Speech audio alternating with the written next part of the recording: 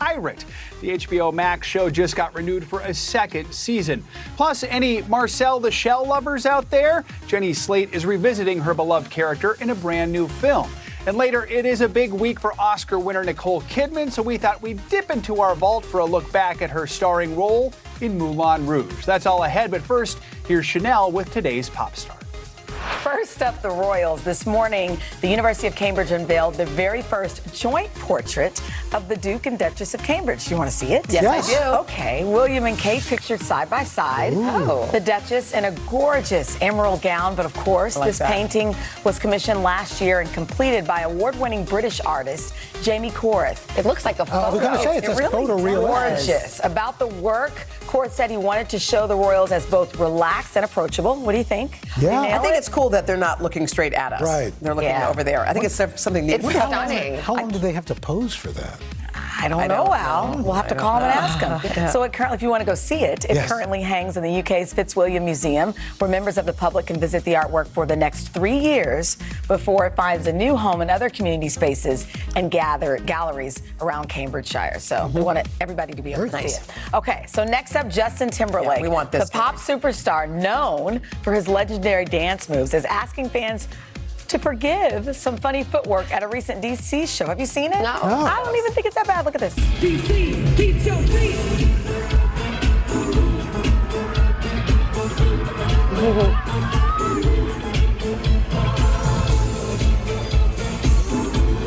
I mean, It's a little jazzercise. some of the kids, I like it. Some of the kids are saying it looked like the Hokey Pokey. It's a little dad-like. Well, It's a so little that hot he's a Nigerian. dad. Yeah. So that viral video. That does not look dad-like to me. Well, or, I mean, it looks like the best dancing. Yeah. team It's like that's- Timberlake. Or it's Justin Timberlake dad So that's dancing. the thing. So, listen, that video has gone viral with the internet turning this into the latest no. TikTok trend poking fun at Jamie. Yeah. Jamie Crackborn and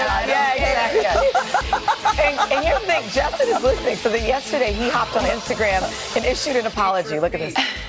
DC, I want to apologize to you for 2 reasons. Here and here. I had a long talk with both of them individually and said, don't you ever do that to me again. Maybe it was the khakis. It was a real khaki vibe. I'm going to make this up to you. Uh-oh. I can't wait to see how he does that. Okay, that's good. But I mean, what? You'd have to find like a 14-year-old to show you the latest TikTok That's dance. pretty I mean, good. you know what I mean? Our producer Pete Breen just said he's taking sexy back. Oh, yeah. So here's the thing. We forgive Justin, but we're not the only ones. The mayor of D.C. Oh my gosh, it goes on. responded to this. Should I consider a mayoral pardon of Justin Timberlake? Wow, well, wasn't that bad? Everybody's getting in it on it. So anyway, we'll see what he comes up with next. All right, next up, Back to the Future. Marty and Doc headed to Broadway after success on London's West End. A musical based on the 80s blockbuster is riding a hoverboard over to the Great White Way. Yesterday, the show confirmed plans to open here in New York sometime next year. The songbook includes hits from the movie like Back in Time, The Power of Love, and of course, Johnny B. Good. That's not how you say it, but I sang it. No official opening date has been announced just yet, but we all know this isn't the first time Back to the Future live theater has landed in New York. Boy. How could one forget Al Roker and Dylan?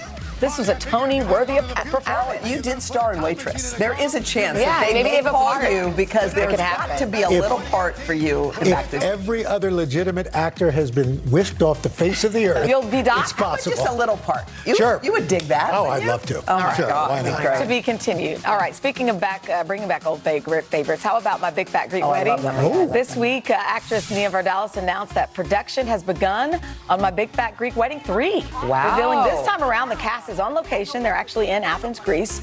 Plus, she shared that for the first time in the franchise's history, she's directing the project, too. Wow. Previously, Nia wrote the scripts for both the original movie and its 2016 sequel. And even though it's been 2 decades since we met her wacky Greek family, we hope they haven't changed too much because we need more moments like this. Ian is a vegetarian. He doesn't eat meat. He don't eat no meat. No, he doesn't eat meat. What do you mean he don't eat no meat? Oh, that's okay. That's okay. I make lamb. It's It's going to be good. No word yet, though, on when Wedding 3 will be released. Remember the Windex? Everything. Oh, everything. Everything. Yes. I love that movie. She was precious. Oh, wait, we have one more. Diane Keaton, bonus. of course. The Oscar-winning actress is doing a reverse 13 going on 30 in the new trailer for the upcoming comedy Mac and Rita. Keaton plays a 30-year-old who is accidentally transformed into a much older woman. So actress Elizabeth Lale plays Keaton's younger self, a struggling author named Mac, who finds that life actually gets easier when she becomes what she considers old Aunt Rita. Here's a peek. Welcome. Lay down, Moonchild, and think about who you want to be. I'm a 70-year-old woman trapped in the body of a 30-year-old who just needs a minute to rest. Oh my God!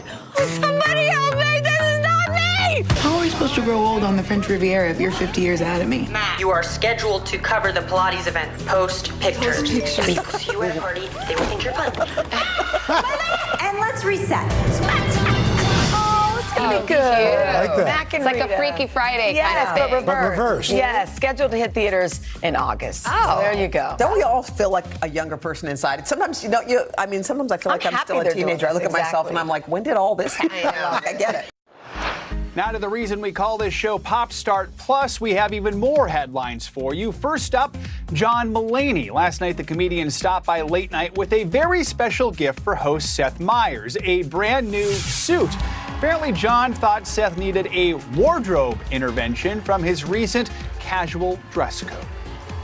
Remember 18 months ago when you and all those people tricked me and confronted me? Yeah. And said my life was going downhill. Yeah. And I needed to make some changes. Let's talk about the way you dress on air. Oh, okay. We're not working from home anymore. No. You're not in an attic. Yeah. In Albany or wherever you go when you're not here. Yeah. You're still dressing like you had a date and didn't want to wear the same clothes at work, so you stopped at the Gap in Astor Place and bought a sweater. So does John Mulaney have a future in fashion? Well, we're going to have to check back in with Seth tonight and find out if the intervention was a success, but something tells me Mulaney should not quit his day job. And finally, Elvis. Only one more day until the highly anticipated biopic finally hits theaters. And in the latest look at the film, country superstar Casey Musgraves is giving a peek at the Elvis soundtrack for the movie. Musgraves covers the King's tender melody, Can't Help Falling in Love. Take a look at the new music video set to clips from between Austin Butler's Elvis and Olivia DeYoung's Priscilla. Shall I stay? Would it be a sin if I can't help falling in love with you? You can catch Elvis in theaters starting tomorrow. Those are your Pop Start Plus headlines. Still to come, a closer look at a show that it is sure to make you laugh. Our Flag Means Death. Stay with us. To cover the news, you have to be in it. This is how so many towns and cities are protecting themselves. They're pushing the gates open. Was there a school officer on campus? That's what we've been told. No. Top story with Tom Yamas. Weeknights at 7 on NBC News Now. We'll meet Ukrainians who are defending their country one block at a time. When you were still in Kiev, could you hear the bombing? My name is Lester. And who's this?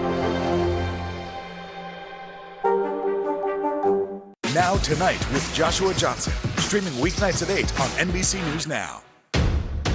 The day's biggest political stories with trusted insight now and expert analysis now. A daily look at the politics behind the headlines. Meet the Press Now. Streaming weekdays at 4 p.m. on NBC News Now.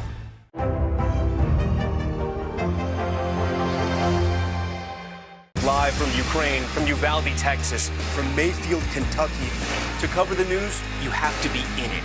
This is how so many towns and cities are protecting themselves. You can actually see they're pushing the gates open. Was there a school officer on campus? That's what we've been told. No. Do you remember any tornado as bad as this one? You look at this and you're thinking, we're not going to have power for weeks, if not months. Exactly. Every night, it's your news playlist. Top story with Tom Yamas. Weeknights at 7 on NBC News Now.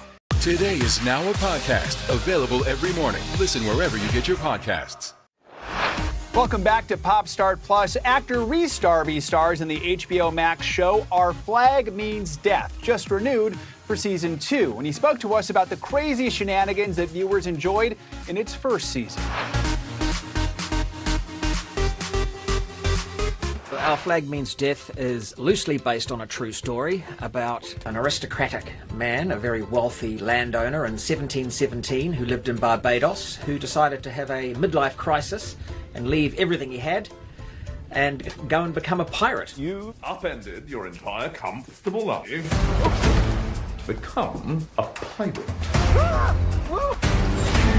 Very odd indeed, but not only did he head to the high seas, he then encountered the greatest pirate of them all, Blackbeard, and they got along. Well, it's the opposites attract thing, I think, as well, obviously, but they wanted to both be each other. Blackbeard really kept his devilish ways in mind and was going to, steal his identity.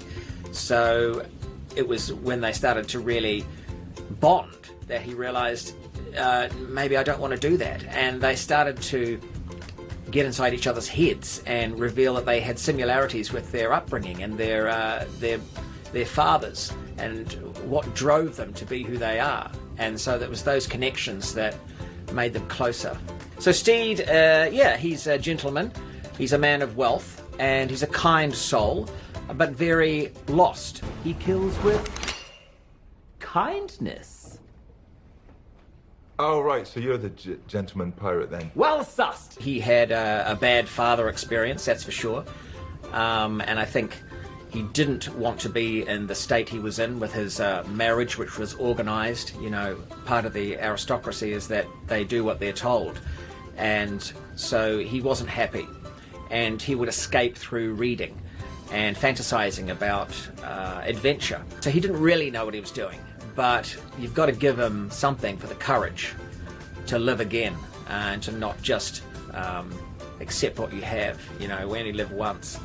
But Steed, he lived twice. Steed sewn up really is just over the top and things that aren't necessary, including most of the things he's wearing, but they feel good. They make him feel good. So he wanted to make the pirate ship the same in the same way.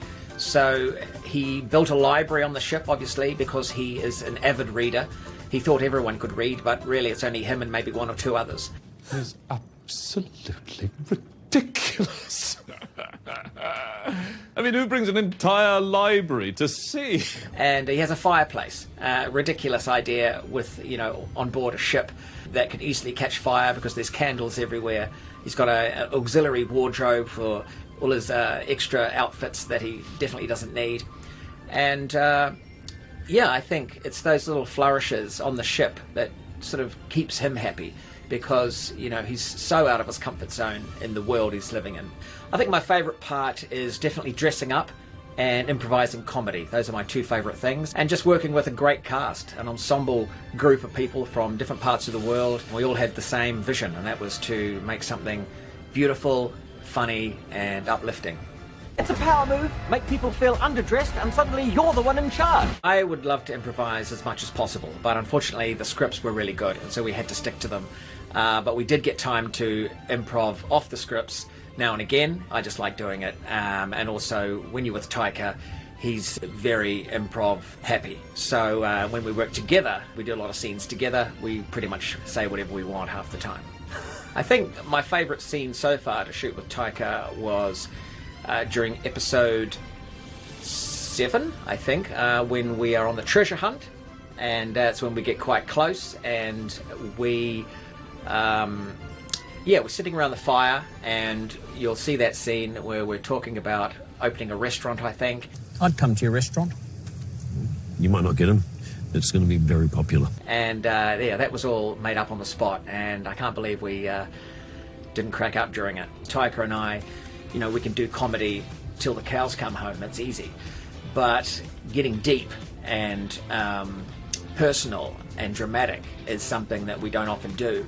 So the scenes, like for example in episode 6, where it really hits home hard with Blackbeard when he realizes the Kraken and what he did to his dad, how he ended up killing his dad. I'm not a good person, Steve. That's why I don't have any friends.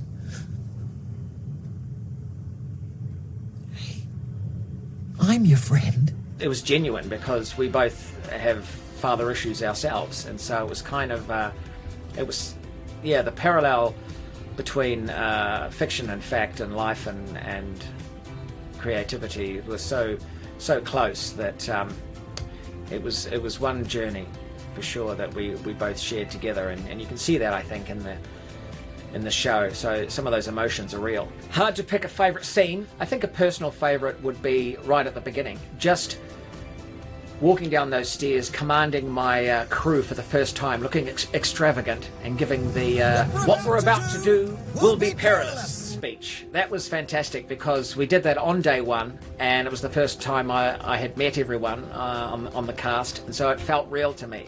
And getting these ridiculous reactions back from them, and then coming together with our little slogan, we talk it through as a crew. And that kind of really summed up the whole show for us, because no matter what adventures we would go on, I felt like we would talk it through. And it's getting in touch with your emotions, which, men have always had trouble doing. 300 years ago, I mean, I'm sure they really had trouble doing it then. And so to modernize it and to really get to grips with that idea, I think is really mentally healthy. I think viewers will definitely see that if you get outside your comfort zone and take a risk and use courage and use a little bit of confidence, just get it from wherever you can, even if it's just your outfits, you can change your life and you can go places you never thought you'd go and make your dreams come true just by being around people, being positive and, never giving up. And I think there's something there for all of us to take. Our thanks to Reese. You can watch season 1 of Our Flag Means Death on HBO Max. Up next, the delightful and hilarious Jenny Slate's visit to the third hour of Today. Sometimes the news can be difficult and overwhelming for kids to understand. Ukraine and Russia. Could you help me understand what's going on? So to help make sense of it, we've created a newscast just for them. We hope your family will watch Nightly News Kids Edition. Uvalde, Texas, a small town that has become yet another landmark. How long do you think it took for all this damage to occur? Can you tell us what it was like? With our NBC News exclusive. Ms. Lester,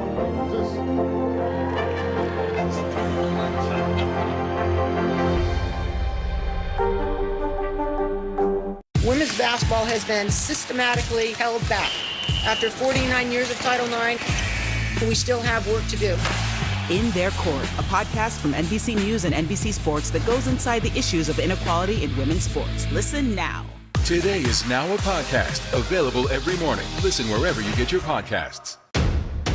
The day's biggest political stories with trusted insight now and expert analysis now. A daily look at the politics behind the headlines. Meet the Press Now, streaming weekdays at 4 p.m. on NBC News Now. For breaking news in our changing world, download the NBC News app. Let's go. This is a critical choke point for this fire.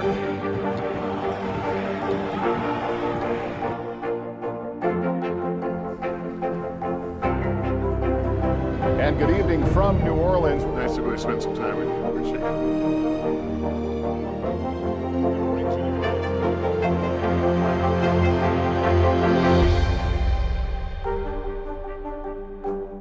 For breaking news in our changing world, download the NBC News app. Welcome back to Pop Start Plus. Back in 2010, Jenny Slate wrote and voiced a short film featuring Marcel the Shell, a tiny seashell with one googly eye and minuscule shoes on its feet. The film went viral on YouTube, but now Slate's adorable creation has a feature-length film. She told us all about it in the third hour.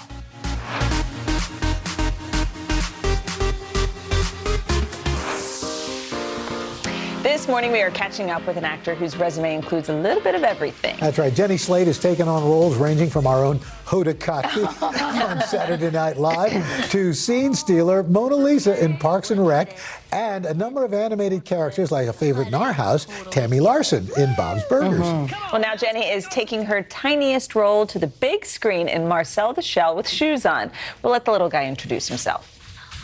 Hello, my name is It's not the first time I've done that. My name is Marcel, and I'm partially a shell, as you can see on my body, but I also have shoes and a face. So I like that about myself, and I like myself, and I have a lot of other great qualities as well. I mean, like, how are you just sitting down one day and you go, oh, I have this idea? You know what I mean? That's it was, the what, mystery. 2010? Yeah. It was this 3-minute video. Yes. And the rest is history? I guess so. I mean, I was doing this little voice over a weekend when I was sharing a hotel room with like 5 friends. We were all trying to save money, and I felt really squished, and I started doing the voice, and we just thought it was funny. And so Dean Fleischer-Camp, who directed the feature film and wrote it with me, made a little short film and played it for 10 people, and someone wanted to see it again, so he put it on the internet, and now we're here. That's amazing. So did the voice come first and then they created the shell, or did you see the shell and then create the voice? Yeah, so the voice came first, and we knew that it was small, and Dean started asking me more questions about myself, and I guess, and the character kind of started to just sort of emerge, and he had a bunch of found objects, like a shell and a googly eye, and went to the toy store and bought a Polly Pocket ripoff, like Polly Pocket, and sort of like stuck it together and made Marcel, made his, I think he looks really good. So cute. Could you give us a little Marcel? Sure. Oh, wow. Okay. Well, Al, what do you want me to say? What kind of a day is it for Marcel? Oh, for me, it's a gorgeous day because I think that morning television is a really fun way to be chatty and start your day, but also I can say hi to my family. Hi, everyone. They're so proud. It's just so cute. Is your family other little mollusks? They're a collection of creatures. Like, for example, one of my cousins actually is a Cheeto. Yeah, so I mean, we're all different. We're all different. Yeah. Not a Cheeto. Yeah. What's so cool about this, stop motion, I love that type of animation. It's a long process, though. It is. And even just the whole idea itself, how long did it take you to get from the voice and coming up with the character to actually putting her out there, or him out there? Yeah, well, once we found our partners in making the film, the wonderful producers that we had, it took about 3 years to get the audio play set. Like everything you hear Marcel say, that was all improvised off of a treatment that then was turned into a script that was written, and then was improvised off of like many layers of that. Then we made an animatic, then we did stop motion. Then we did the live plays and then stop motion. So this is 7 years of work that you're seeing. So beyond Marcel, did you grow up making voices or doing voices? I mean, has this been in you for a while? Not just Marcel, but just this talent. I think it's nice that you think of it as like a talent and not like a syndrome. But I always, really liked voices, and I liked characters with unique voices. Like, I always loved Pee-wee, for example, and was so fascinated by the voices on Sesame Street, Grover and Big Bird, and I always found a kinship with them. I think it just was there for me. Yeah. That's awesome. And you're a mom to 1.5-year-old Ida, who just turned 1.5 yesterday. Yes. Do you do the voices? I was just about to say. And your hubby there? That's my husband. Do you read stories to her and stuff and do voices, or? I do, and she really likes the Marcel voice, which is so gratifying. I just want her to like everything about me, which I'm sure is a dangerous game. But I read to her, sing to her in it, and so far she's a fan. Yeah. Well, it has 100% on Rotten Tomatoes. I mean, so everybody's really a fan of this. That has to feel wild. It is very, very exciting. I think it's a good moment to remember also that, like, generally I like my life as it is day to day, although I appreciate the support. It's like, yeah, what do you do with that? That's it's amazing. just excellent. That's awesome. Yeah. It's And your wonderful. husband actually has a pretty cool job, too. Yeah. Up in Massachusetts, he runs a general store? Yes, he's a writer, and he also owns Duval's General Store. There it is, down the street from our house. That's so cool. It's beautiful. It's the oldest general store in the United States. Wow. And it has a bookstore in it, and you can even buy his book in there. That's Right now. awesome. What's the name of his book? His book is called 6 Walks, and it's out right now. It's got a great review in the New Yorker. It's beautiful. It's yeah. So Rotten really Tomatoes proud. and the New Yorker, you guys are just like not bad, checking it all off. Yeah. And it's like, thank you so much. Thank It's so you. fun to have you here. Thanks for having Marcel me. the Shell with Shoes On is in select theaters this Friday and nationwide July 15th. Nothing like a dose of Jenny Slate to get you through the day. Coming up, we are heading back to 2001 for a Moulin Rouge blast from the past.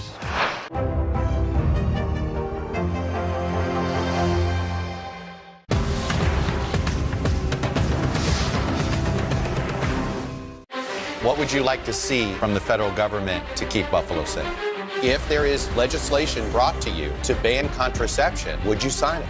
What should be focused on that could reduce inflation and avoid a recession? If it's Sunday, it's Meet the Press. Welcome back to Today. We got a lot to celebrate on this Wednesday morning. It's good to have you along with us. You don't know when your moment's coming, but when it does, you take it. Everybody's good, and that's it. Now Tonight with Joshua Johnson, streaming weeknights at 8 on NBC News Now. We'll meet Ukrainians who are defending their country one block at a time.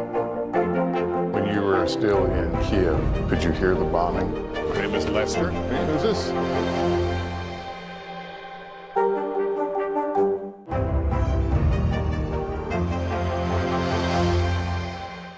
Hallie Jackson Now, weekdays at 5 on NBC News Now. These days, it feels like the news never stops. So let's get into it. What's happening right now, what it all means for you for an hour every day. It can be hard to keep up, so let's get started together. Hallie Jackson Now, weekdays at 5 on NBC News Now.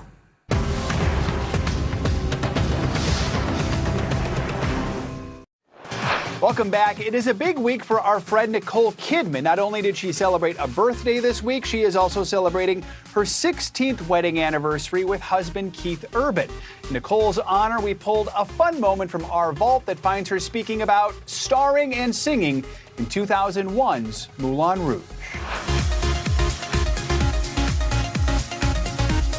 My moms are a girl's best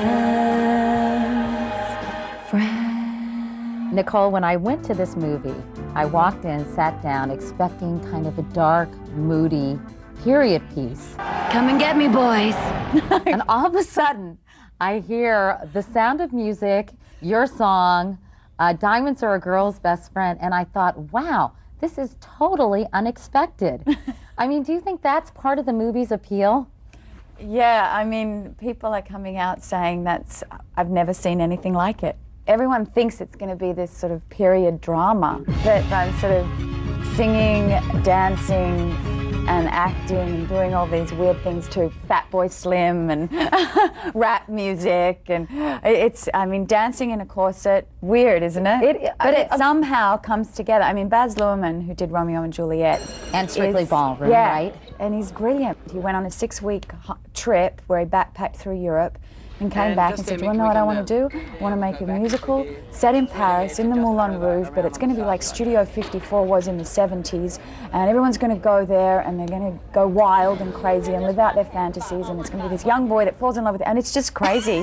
And you go, okay, maybe it'll work. And then they dancing, and then we come around there. Baz has this thing where he just likes to push you off the edge, you know? And so you'd come out and there'd be 600 extras, and he'd say, actually, we're not going to use the recording today. I think it's more emotional when you sing live. And you just go, oh, okay. All right, Baz, anything for the film? We're making it sound like it's so incredibly weird because it's unexpected. But it has but in terms of being able to emotionally relate to it, I mean, people cry at the end. So that's... I did. Did you? Oh, Good. I did. I cried at the end. Because it's about love, and it's about losing love, and it's about, a young boy who's a poet who meets this girl who falls madly in love with her, and for whatever reasons they can't be together. You sounded terrific. Oh. No, you really did. Your voice is quite I was beautiful. very nervous. Were you? Yeah, but I was determined that I was going to sing every single note in the movie because I couldn't bear to be revoiced or something like that. I mean, the reason to do it is to dance all your dance numbers, sing every single note and act, you know, so that you can say, yep, I did a musical and I did it all. So fun to revisit a movie like that, one of my favorites. That does it for today's Pop Start Plus. Hope you learned something new. Come back and join us tomorrow, same time, same place. Hope to see you then. I'm Shop Today editorial director Adriana Brock, and I know shopping trends. I seek out new and notable products so you don't have to in Editor's Picks. I'm fashion and beauty expert Makon Jovu, and I'm bringing you industry insiders and those in the know to share all the buzzworthy products sweeping social media and influencer trends. I'm Shop All Day contributor Chassie Post, and each week I'm here with the must-have fashion and beauty products at a price you'll like in Style Finder. This is Shop All Day, accessories for all. Hey everyone, I'm Adriana Brock, and we are back today with a new episode of Shop All Day, all about accessories for everybody in the family. Accessories may be small, but they can make a big impact. We've rounded out some of our favorite picks that are instantly gonna upgrade your wardrobe, home, and your life. We've got everything from a simple style solution for your Apple Watch to a chic rattan bag that is a must-have for summer. And see that QR code at the corner of your screen? You can use the camera on your smartphone to scan it for instant access to the products on the show today. Or you can text SHOP to the number below to shop everything we're sharing with you today. Okay, so if you're in the market for a classic bag that you're gonna use year-round, look no further. This LL Bean tote might be as good as it gets for a bag that marries style and utility. The Bowdoin Tote open top bag is made with a sturdy canvas that can withstand the elements, whether you're on the beach, commuting to work, or traveling. It comes in a bunch of different sizes, so you can choose from regular or long straps too, which is my favorite part, and you can get it monogrammed, so everybody in the family can get their own. And the folks at LL Bean promise that their bag can hold up to 500 pounds, which sounds crazy, but when these bags came out in about 1944, they were originally used as ice carriers, so they are really built to last. And whether you're toting around your LL Bean bag, your travel bag, or a laptop bag, you're gonna want a Clippa bag hanger. Here is why. Unlike other purse hooks, you won't have to dig around because you keep it on the strap. It is so lightweight, and according to the brand, it is strong enough to hold 33 pounds. And according to the brand, thanks to a thin design and these non-slip foot pads on the ends, you only need ½ an inch for this to work its magic. That means you can hang your bag off thin edges, ledges, rails, and openings. And you're not limited to a flat surface, and that kind of versatility makes it a must-have for every bag. And whether you're working from home, heading to the office, the Shop Today team loves these puffy laptop sleeves from Bagoo. We take our devices on the go everywhere, and the quilted cases actually come in a bunch of different colors, patterns, and 3 different sizes to cover everything from your tablet to your laptop, even your e-readers. These are amazing as an added layer of protection in your tote bag, in your backpack, and in case of any spills. The brand says that these are machine washable, which is great when you're on the go. And the designs are so cute. Okay, and let's talk about the trend that keeps on giving. I am talking about the Fanny Pack. It is stylish, functional, and an accessory you'll use nonstop all summer long. Lululemon's best-selling Everywhere belt bag came out recently, and it became so popular that the brand launched an extended strap size to be more inclusive. It makes it easier to wear however you want, whether it's a classic waist belt, a crossbody, or a shoulder bag style, but the design of the bag itself puts function at the forefront. It has a large zipper, and inside it is so roomy. It has a bunch of pockets so you can keep everything handy and organized. All right, let's talk about a small accessory that can make a big impact, a brand new Apple Watch band. I love my Apple Watch for tracking steps, activities, and all of those calendar reminders. So when I want to make it feel new, this chic watch strap is perfect. I feel like I have a brand new watch, and it looks great with my outfit and all my jewelry. This band is compatible with all Apple Watch models, and you can choose from over 20 different styles. They're all made with a lightweight resin that's going to keep your watch secure while adding a pop of color to any outfit. Next up, we have an accessory that everybody in the family is going to love. let's talk baseball caps. You know, the unofficial classic American accessory. The sun shielding hat actually got its humble beginning as a sun visor on the baseball field. And today, it's one of the hottest fashion trends that we can't get enough of. You can always spot an athlete wearing one. The baseball cap is so universal that men and women can wear it every day as part of any casual outfit. This summer, one thing's for sure, the sun is gonna be out and you're gonna need a hat. So consider this affordable Old Navy cap. According to the brand, it is made with durable, 100% cotton twill fabric, and it has a curved visor brim, a fabric-covered button at the crown, and those essential air holes. Okay, this next one I am personally excited about because I love this brand. It is the Kitsch Microfiber Towel Scrunchie Set. They're almost like mini towels for your hair, and here's how it works. According to the brand, microfiber material is really soft and tends to dry hair faster while helping to minimize frizz. So the scrunchie acts like a little towel to help absorb excess water. And according to the brand, this is what allows hair to air dry naturally and reduce frizz. They're great for everyday use, but also perfect for summer. You can pop one in your bag to take to the pool or the beach or travel. And now let's finish up by talking about shoes and socks. Yes, socks can make such a difference in comfort, and these are one of my favorite from New Balance. They are great because they are made with a fabric that the brand says offers cooling technology and moisture wicking to keep your feet nice and dry all day long. They come in an athletic low-cut style with mesh ventilation that, according to the brand, is helping to cool and create that airflow. These are great for the whole family. And lastly, we have a wardrobe essential, a classic pair of white sneakers. You can never go wrong with a pair of white sneakers, and these knit kicks from Cariuma are a favorite among the whole Shop Today team. They're available for men and women in 17 different colors for under $100. The brand says that these eco-friendly sneakers don't just look and feel great. They're made with bamboo, sugarcane, cork, and recycled plastics from heel to toe. But most importantly to us, they're so lightweight, and the brand says they deliver a low impact with every stride, which you need for all-day comfort. Let's go through the products one more time.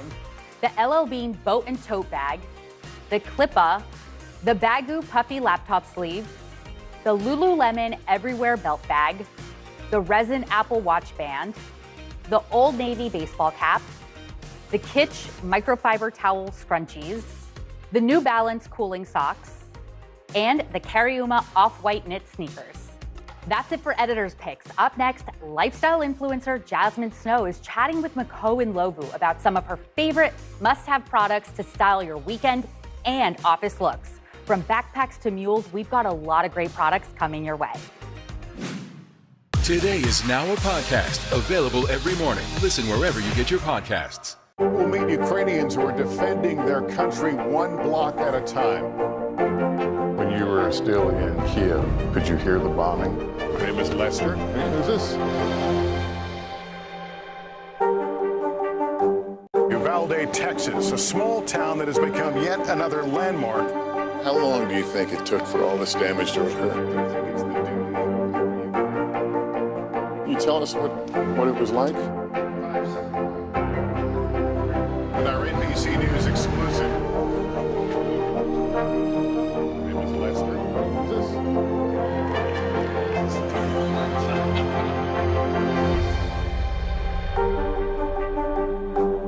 These days, it feels like the news never stops. So let's get into it. What's happening right now, what it all means for you for an hour every day. It can be hard to keep up, so let's get started together. Hallie Jackson Now, weekdays at 5 on NBC News Now.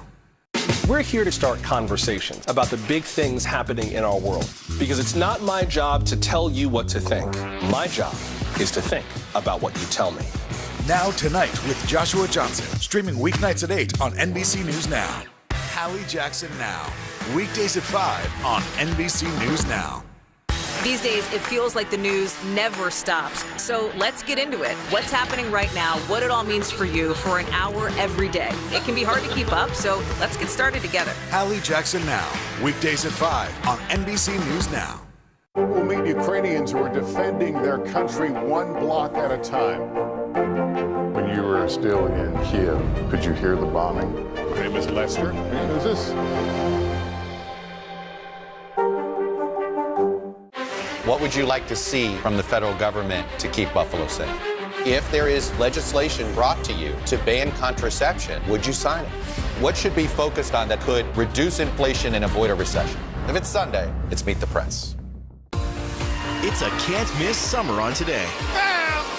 They are walking strong, elegant, and pretty easy to prepare. How to cut costs on your vacation? Vicky has the answers. Every single thing you need for the best summer yet. Only on Today.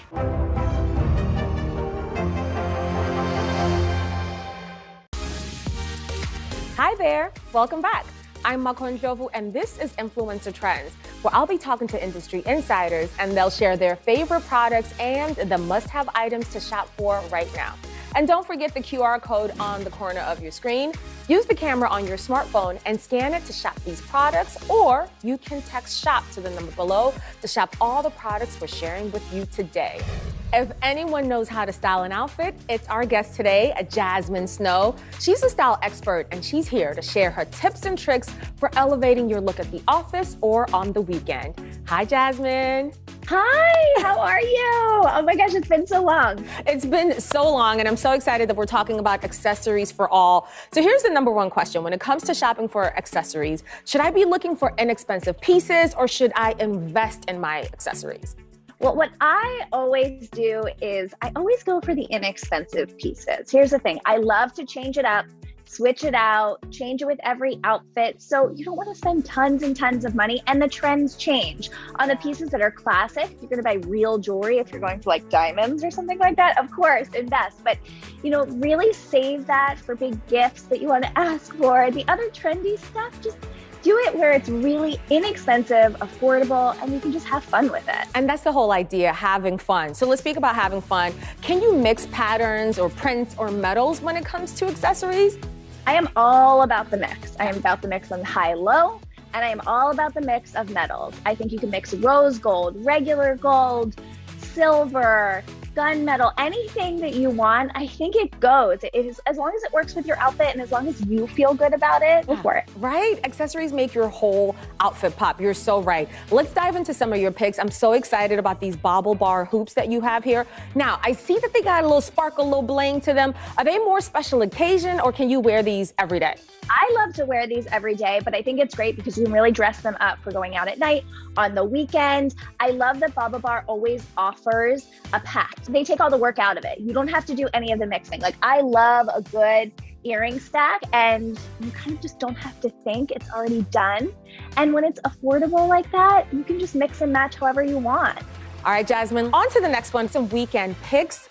We have the barrettes from Lulu's. As soon as I saw them, I thought, okay, these are great for bridesmaids or a bride, but you can certainly dress these down as well, right? Yes, that was my first instinct. We're coming upon wedding season, and it's a really easy accessory to throw in your hair and kind of dress things up right away. But you can also wear this. I love the idea of wearing it sort of casually on the weekend, but you can dress it up as well to go out at night. I just think it's really cool to just throw in your hair with jeans and a tee, and it kind of just zhuzhes things up.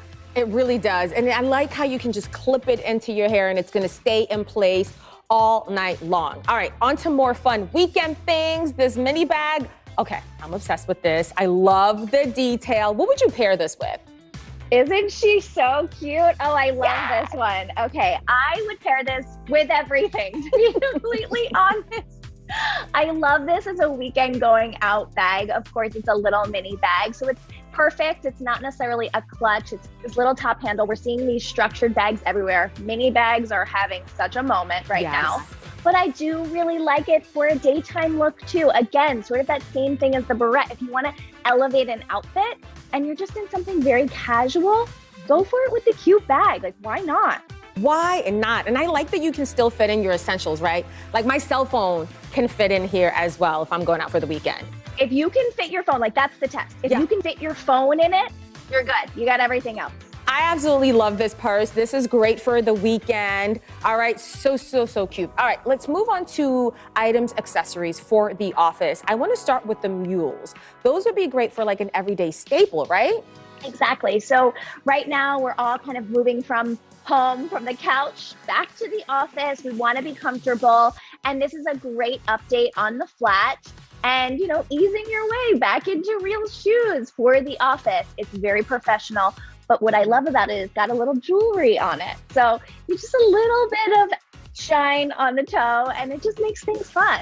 It really is fun. As soon as I saw this, I said, okay, this is great. A transition piece, right? We're in spring right now, but we're going into summer. So many different ways that you can style it. Exactly. Like, you don't want to wear your big clunky boots right now, but we're not exactly ready for open toe just yet. So it's perfect. You're exactly right. It's the perfect transition shoe.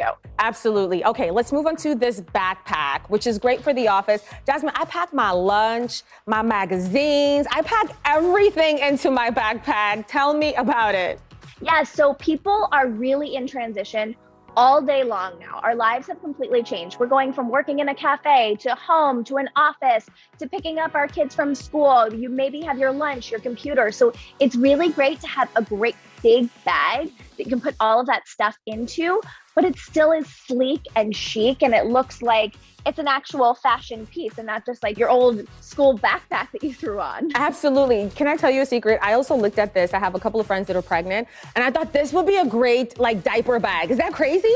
No, I carry a diaper bag backpack all the time. And it's really nice because then my husband doesn't mind carrying it, and it's easy for him to grab too. It is the best diaper bag for moms. It really is. I love a piece that is multifunctional. Speaking of multifunctional, this necklace right here is like the best of both worlds, right? Because you have different designs and detail. Do you wear it as is, or would you stack it with other jewelry? Stacking is kind of my jam. I'm really into tons of gold chains right now. As you can see, I'm really always piling them on. But I think it's really nice to be able to mix your personal pieces in with chunkier, trendier pieces.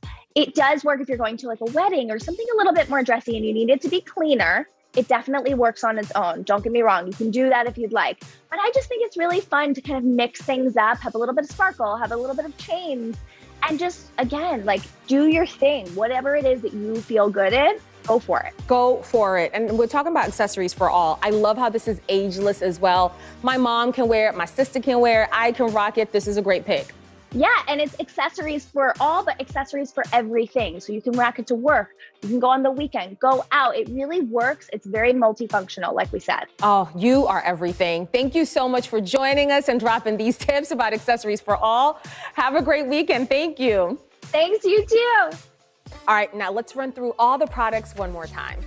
We have the Bobble Bar earring set, the rhinestone barrette, the beaded mini bag, the motor chain mules, the backpack, and the Bobble Bar necklace.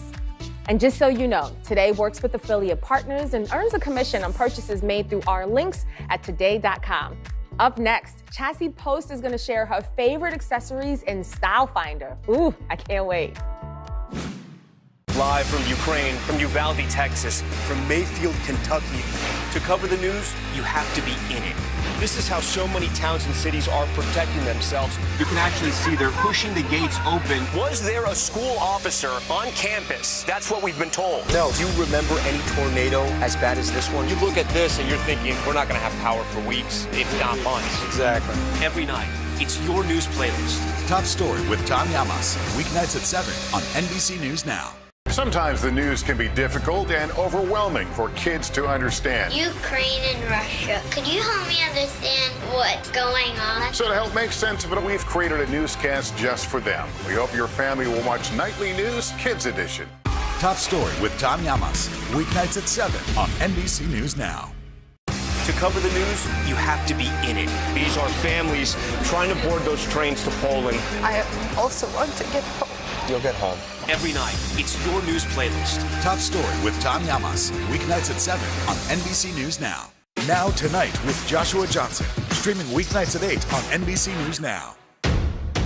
The day's biggest political stories with trusted insight now and expert analysis now. A daily look at the politics behind the headlines. Meet the Press Now, streaming weekdays at 4 p.m. on NBC News Now. Today is now a podcast, available every morning. Listen wherever you get your podcasts. Uvalde, Texas, a small town that has become yet another landmark. How long do you think it took for all this damage to occur? Can you tell us what it was like? With our NBC News exclusive.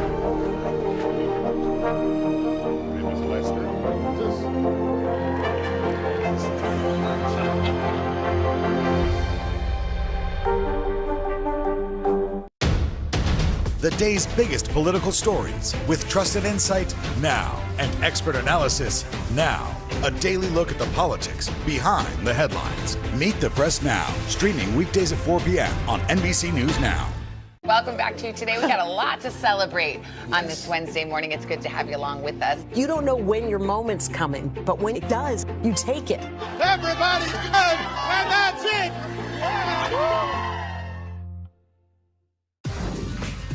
Hey everyone, welcome back. I'm Shop All Day contributor Chassie Post, and this episode is all about accessories. I've got some must-have items that will instantly upgrade and elevate your look in a pinch. And remember, see that QR code in the corner of your screen? You can use the camera on your smartphone to scan it for instant access to the products on the show today. Or you can text SHOP to the number below to shop all the products we're sharing with you today. So let's start off with one of my absolute favorite trends of the summer, rattan. Rattan is actually the name of a climbing palm vine that can be woven in different styles to give you that fabulous straw basket look that we've seen so much of this season. And I love how the natural woven palm brings an organic and beachy touch to anything you pair it with. I mean, it almost looks like a little picnic basket. And these great bags go anywhere. Dress them up or down. Wears a crossbody with everything from your bathing suit and a cover-up to shorts and a tee. Or dress it up by knotting the strap like a little top-handled bag. I love that.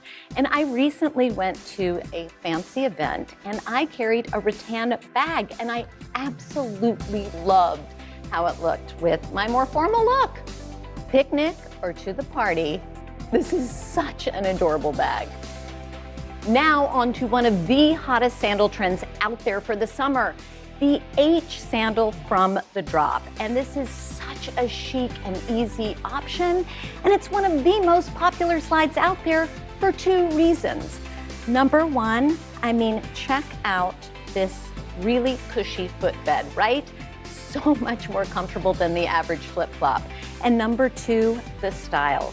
The H style we have seen absolutely everywhere. And what I think is so great about these is they go with everything. I mean, I love this fabulous metallic and this patent orange. I mean, bright's one of the biggest trends we're seeing this season. And of course, the classic white. I think a great idea is to leave these by the door, and no matter where you're going, you slide on into these and you're gonna look chic. So next, we've got a mega trend when it comes to hair accessories today, the claw clip. And yes, as you have probably heard, the 90s are having quite the moment in the fashion and accessories world these days. But these little claw clips from H&M aren't your average 90s throwback. First of all, they come in a set of 4, and I think they're so beautiful. Actually pretty glamorous, which is not something you hear in relationship with claw clips every day. And what I think makes them so special is these beautiful materials. I mean, we have a faux tortoise shell and even faux mother of pearl and even almost like the great resin Bakelite from the 50s that we've seen so much of out there in accessories this season.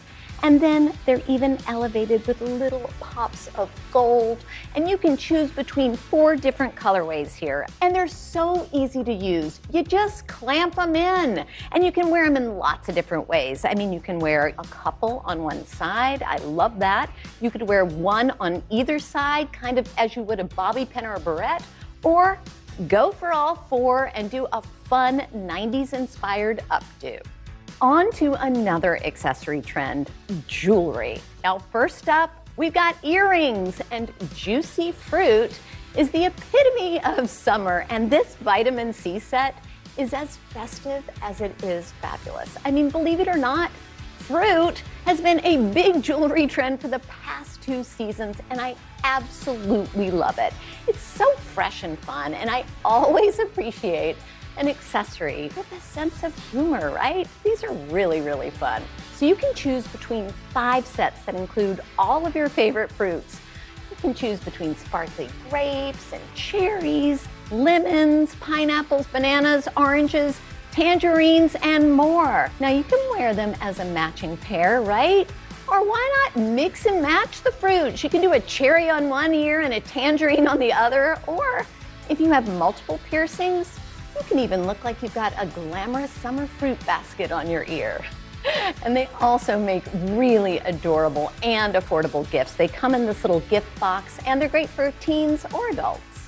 Next, bracelets. And this chic collection comes ready for the party. The arm party, that is. Yes, the layering AK party trend is having quite a moment when it comes to jewelry this season.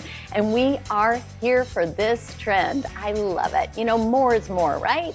So this set comes with 4 of-the-moment gold-colored bracelets that give that arm party in an instant.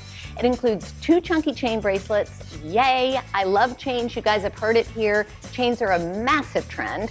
1 pretty cable-style bracelet and 1 simple classic bangle. So you can wear these all together, or you can wear them on their own, or you can even invite pieces you already own to the party. And don't be afraid to mix and match metals. I love gold and silver and rose gold together. And they have a not-to-believe price. You get all 4 for under $10. What a steal! Plus, they have a classic look that works with any style. Now, over the past few seasons, we've seen a real focus on the waist, and I'm obsessed with these chic wide belts from H&M. They give you that perfect summertime cinch. Plus, they bring in another big trend that we've been seeing, crochet and woven materials. You know those really wide belts in leather that have been so popular, you know, in the fall and winter? Those are great, but they can be really heavy when the temperatures heat up. And I love a big square buckle. This buckle detail you're going to be seeing absolutely everywhere this summer. And this belt is a little bit over 2 inches wide, and it's made extra long, which I think looks so fabulous hanging down, or you can always just tuck it in the back for a more tailored look. And I love to use these wider belts to sort of cinch in and give a new look to those oversized shirts that have been such a big trend. Also, a wide belt is really flattering because it cinches in and shows off our waists. And this belt is under $20. So lastly, let's finish up with one of our favorite beauty accessories. And trust me when I tell you, we are not alone in our exuberance for this extensive set. Now, this is the BS Mall 14-piece makeup brush set, and it is a serious bestseller with over 96,000 ratings on Amazon. I mean, that's one of the highest ratings I've ever come across. And here's why shoppers are so obsessed with these. So first of all, you get a comprehensive collection of 14 makeup brushes. That's amazing. That's under $1 a piece. So you really can apply makeup like a pro because you've got the right tool for the job, which I have found over the years makes a huge difference in my makeup application. And this set comes with everything from eyebrow, eyeshadow, and eyeliner brushes to lip brushes to blending and contouring and highlighting brushes and more. Plus, they're really pretty. I mean, look at the rose gold. And you know that saying there's an app for that? Well, with this set, you can be sure that there's a brush for that, no matter the makeup look you're trying to achieve.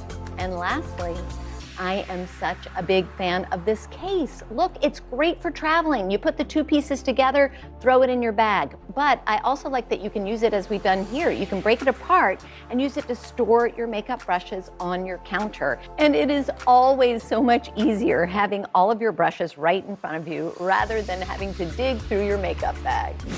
So let's go through these products one more time, and you can use the QR code to get instant access to these items. So we've got the Zara rattan box-shaped bag, the drop flat sandal, the H&M hair claws, the vitamin C fruit basket stud earrings, the dainty bracelet set, the braided waist belt, and the 14-piece makeup brush set.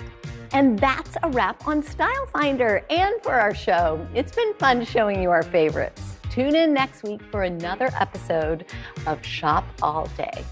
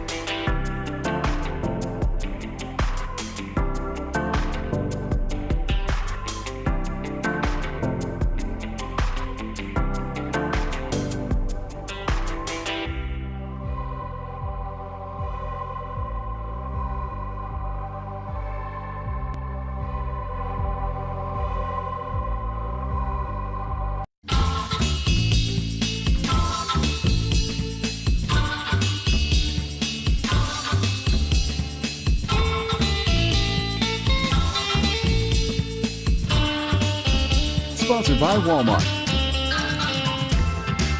What up, y'all? Welcome to the Today All Day Kitchen.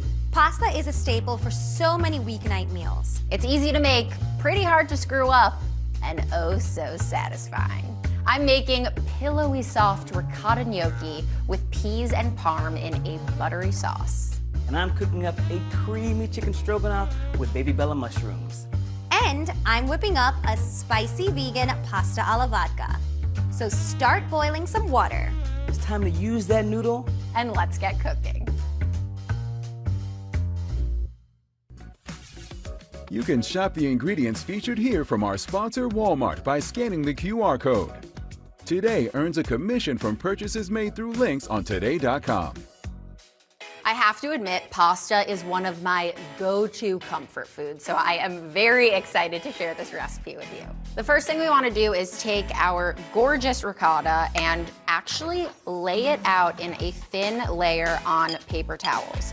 Since the ricotta is the base of our dough, we need to remove some of that moisture so it ends up really nice and light and fluffy rather than dense. We are going to let this sit for about 12 to 15 minutes just to make sure that the paper towel absorbs that moisture, but lucky for me, I made one before. And here is how it ends up looking when it is done. Stunning. Okay, so now let's just make our dough. We have our ricotta right here. Plop it right on in. So we have 2 large eggs here. I'm going to crack them right into our bowl. 1 cup of finely grated Parmigiano Reggiano cheese and some kosher salt, just to awaken the flavor. Before we add in our flour, we are going to delicately mix it all together so it creates a really light, fluffy consistency.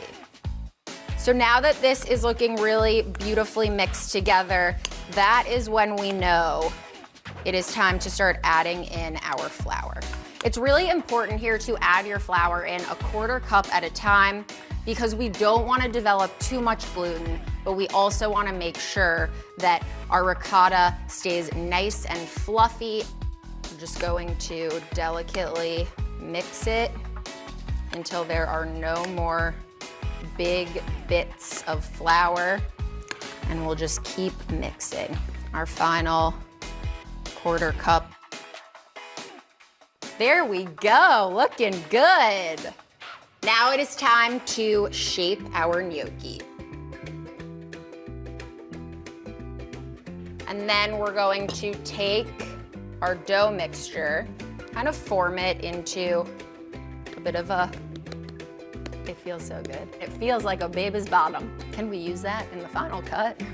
It's what it feels like. Okay, and now we're going to dust the top with a bit more flour.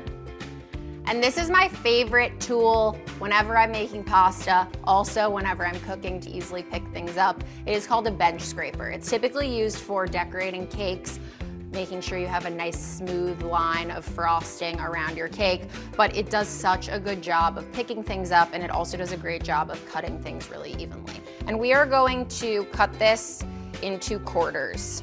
And the next thing we're going to do is we are going to roll this out into a beautiful snake that is about 1 inch thick. It feels so nice, so soft. I like to cut off the end first, just because this end, it doesn't look as nice. And then what I'll do is I will just keep cutting little 1 inch pieces of pasta. And look at that. They look like little pillows, don't they? Look at how beautiful this is looking. And what we're going to do is we'll take that same bench scraper that we have, lift them up, and transfer them to a parchment-lined baking sheet. All right, and we're just going to repeat this with our remaining pieces of gnocchi dough.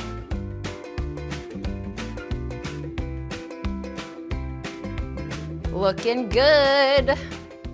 Before we cook our gnocchi, I want to get started on the star of our sauce. This is a lemon butter sauce, so we are going to be using the zest and juice of 2 gorgeous lemons. And I'm going to show you my favorite way to prepare lemon zest. So we're just going to take the peeler and run it along lengthwise on this lemon, pulling the zest off of the lemon.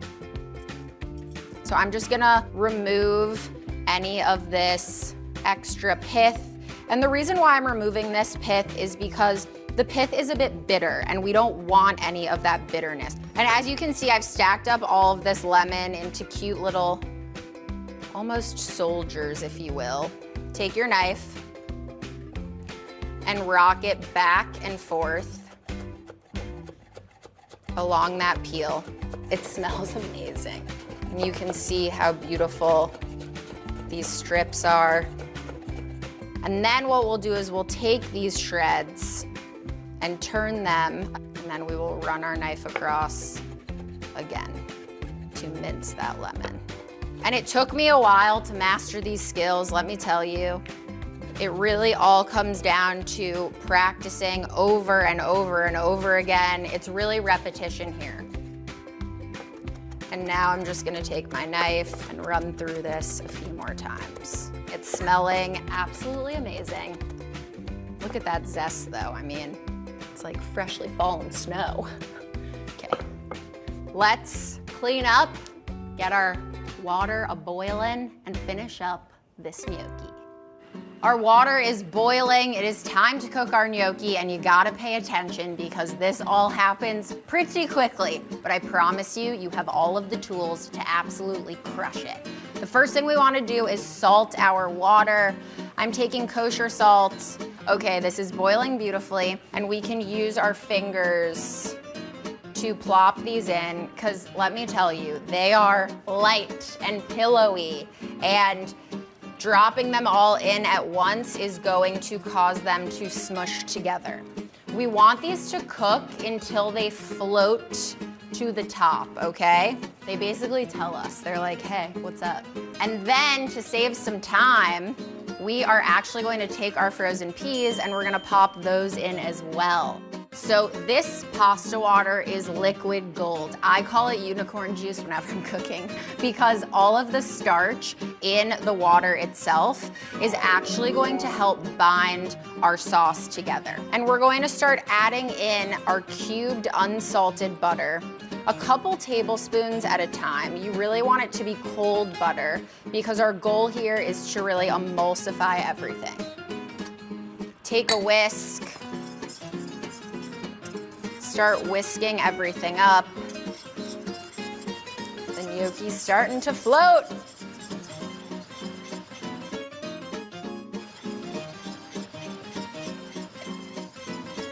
And now we are ready to bring our sauce and our gnocchi together. I've actually turned off the heat. If it is too hot, it may cause your sauce to break. So just make sure you turn that heat off. Next up, we're going to add in half of our lemon zest. How good does this look? Okay, next up, we are going to slowly add in our parm. Keep on mixing it back and forth so that it melts in a nice, even fashion. It is smelling so good. And as you can see, it is really looking super glossy. And it is tasting delish. So add in the lemon juice a little bit at a time. Again, we want to emulsify this in. We don't want to freak out the gorgeous sauce that we just worked so hard to build. It is coating all of those beautiful pillows of gnocchi. And now it is time to plate it up. Oh my gosh, you guys, how gorgeous does this look?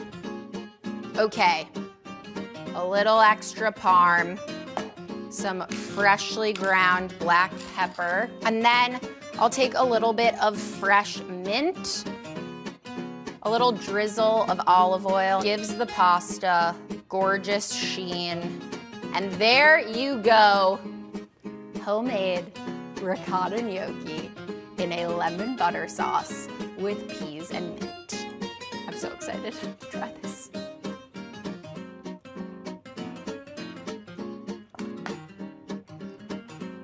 It is melting in my mouth. The parm adds the perfect amount of nuttiness and saltiness. I don't have any other words to say except I know you're gonna love this. So good. Today is now a podcast, available every morning. Listen wherever you get your podcasts. Top Story with Tom Yamas, weeknights at 7 on NBC News Now. We'll meet Ukrainians who are defending their country one block at a time. When you were still in Kiev, could you hear the bombing? My name is Lester. And who's this?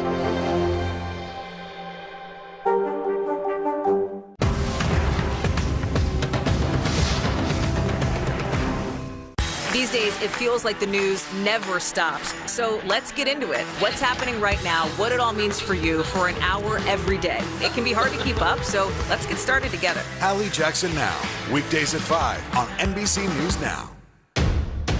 The day's biggest political stories with trusted insight now and expert analysis now. A daily look at the politics behind the headlines. Meet the Press Now, streaming weekdays at 4 p.m. on NBC News Now. We're here to start conversations about the big things happening in our world, because it's not my job to tell you what to think. My job is to think about what you tell me. Now Tonight with Joshua Johnson, streaming weeknights at 8 on NBC News Now. To cover the news, you have to be in it. This is how so many towns and cities are protecting themselves. They're pushing the gates open. Was there a school officer on campus? That's what we've been told. No. Top Story with Tom Yamas, weeknights at 7 on NBC News Now. When you hear stroganoff, you're probably thinking beef, but this creamy comfort food pairs incredibly well with chicken. But the best part about this dish is that it all comes together in one pot. Less mess is always a win in my kitchen. All right, so first what we're gonna do is we're gonna make our dry rub. I like to use a little bit of smoked paprika. You can use the regular paprika too, but I think smoked flavors just bring a lot more body to your recipes. And then a little bit of dried thyme, and then a little bit of garlic powder. Give that a good swish. All right, now let's move on to our chicken breast. Now I've just got some lean, skinless chicken breasts, and I'm not sure about you, but I like to cut mine up into smaller pieces. The reason why, it's gonna cook a lot faster. All right, y'all, let's add this to our bowl. Get your hands all up in there. Don't be scared to get your hands dirty. I'm gonna just rinse off the cutting board and wash our knife so we can prep the mushrooms. Okay, now I'm gonna be using some baby bella mushrooms. I think they're super delicious. I'm just gonna slice this into small slices just like this. So I've got a ton of mushrooms here, and you're probably thinking, yo, Kev, that's not gonna fit in my pan. Don't worry, mushrooms are kind of like spinach. Once you start cooking them and add some heat to them, they shrivel up really, really small. So they will fit, I promise you that.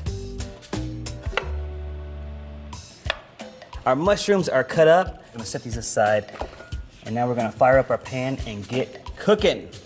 All right, we're gonna place this on a medium high heat. Okay, with it nice and hot, in goes the oil. This is a little bit of olive oil, a little bit of heart health, a little sprinkle of that. Then I like to grab some tongs, and in goes our chicken. Ooh, I love that sizzle sound. We want a nice sear, a nice color on the chicken. There we go. You're gonna wanna cook this for about 4 to 5 minutes on each side, and then look at this. Oh, just lift it up, and look at that beautiful color on the chicken.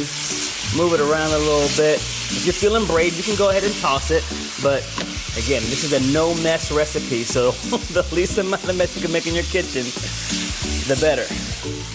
This chicken is just about ready. I'm gonna move my mushrooms a little bit closer, and then I'm gonna use my tongs. I'm gonna start taking out the pieces of chicken. Oh my God, look at that. It's just looking so good. Kev, you did that. If you're not your best cheerleader in the kitchen, I don't know what you're doing. You gotta just give yourself a pat on the back. It smells so good, it looks so good. Exactly what we want. I'm gonna set this over here. Now, I'm gonna add in the mushrooms now. Now there's a lot of chicken flavor here. Ready? So we want that. Oh, we got a good sear here. I'm just gonna wilt them just a little bit by using a little bit of our chicken broth. Just a little bit, just to create some steam. And also this is gonna help to deglaze the bottom of our skillet as well. I'm gonna get my Salt Bae on, give me a little pinch of salt, just a little bit, boom. And the cool thing about mushrooms is that as they're shrinking up too, you know, they're just soaking up all this flavor. So people that say, I don't like mushrooms, I'm like, yo man, mushrooms are like flavor bombs. They make your mouth water. It's that umami factor. More love to mushrooms this year. Now we're gonna try to create a little bit of a thick gravy here. We're gonna add in a little bit of flour. I'm gonna give this a quick toss first. Then we're gonna add in about a cup of our chicken broth. And what you'll see here, you're gonna still deglaze, but you see now the chicken broth is really cloudy, and that's because it's turning into that gravy that we want. I'm also gonna add in a little bit of Dijon. And just keep stirring, and this is looking beautiful. All right, now let's begin to bring everything together. In goes our chicken broth. Reserve some, then grab yourself the egg noodles, sprinkle those on, and then pour in the rest of that broth. And the noodles are going to absorb all of this liquid that's now like a gravy. So we're gonna bring it to a light simmer, and you can see right here inside that the little light simmer going. That's just about right. And then we're gonna cover and cook this for about 7 minutes. Oh my gosh, I stirred these once. Oof, they are looking good. Always check your noodles. And if you're thinking like, Kev, it's looking a little watery, what am I gonna do? Don't worry, I got you. Remember that it's gonna thicken up as it cools, but also it's gonna thicken up because we're going to add in our Greek yogurt now. Greek yogurt is really high in protein, and it's really, really, really thick. And look at this. It looks like I added cheese, but I have not at all. And this is our swap for sour cream. Last bit of work, we're gonna add in our chicken. Well, you can't be here to smell it, but I'm just gonna describe it. We need that smell-o-vision from Willy Wonka. So I'm gonna plate it right here and finish it off with some fresh parsley. You like smothered chicken? Try this chicken stroganoff. You're seeing it first here today, and then today, All Day Kitchen. I'm just gonna hit it with some fresh black pepper. Ooh, look at that. I don't know about y'all, but I'm excited about eating. Here we go. Get a little bit of mushroom, a little bit of egg noodle, and then some of this succulent, lean chicken breast. Oh my God. Yeah, this will make you get happy in church. Ooh, there you go. I guarantee your friends and family are going to love this dish. Sometimes the news can be difficult and overwhelming for kids to understand. Ukraine and Russia. Could you help me understand what's going on? So to help make sense of it, we've created a newscast just for them. We hope your family will watch Nightly News Kids Edition. These days, it feels like the news never stops. So let's get into it. What's happening right now, what it all means for you for an hour every day. It can be hard to keep up, so let's get started together. Hallie Jackson Now, weekdays at 5 on NBC News Now. Uvalde, Texas, a small town that has become yet another landmark. How long do you think it took for all this damage to occur? Can you tell us what it was like? With our NBC News exclusive. It was Leslie.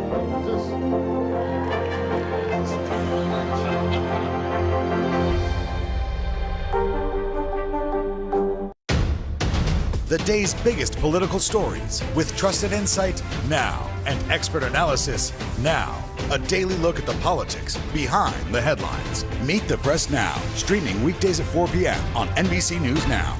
Uvalde, Texas, a small town that has become yet another landmark. How long do you think it took for all this damage to occur?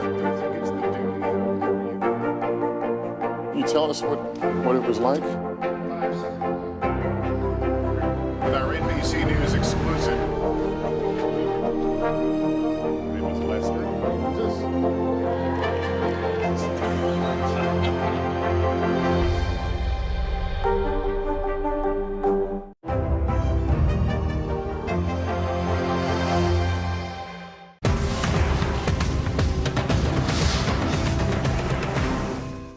Jackson Now.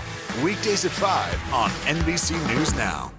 I grew up on Staten Island, so I can't even tell you how many pasta dishes I've eaten over the years. One of my absolute favorites is penne alla vodka. So today, I'm giving that beautiful pink sauce a vegan makeover.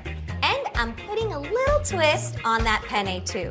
Let's get started with the crunchy breadcrumb topping.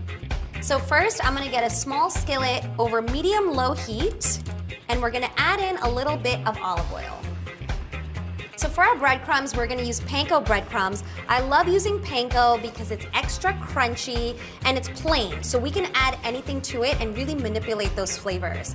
And the way we're gonna do that is by adding some red chili flakes because we want this spicy, and a little bit of nutmeg to really round out those flavors and add that earthy component. A little bit of kosher salt, and a little bit of freshly ground black pepper. And we're gonna cook this over medium-low until it gets a nice golden brown color. So we're essentially just toasting it in the pan. This usually takes about 5 minutes to get nice and golden and crispy. This is a test. If it loosely moves in the pan, that means it's ready.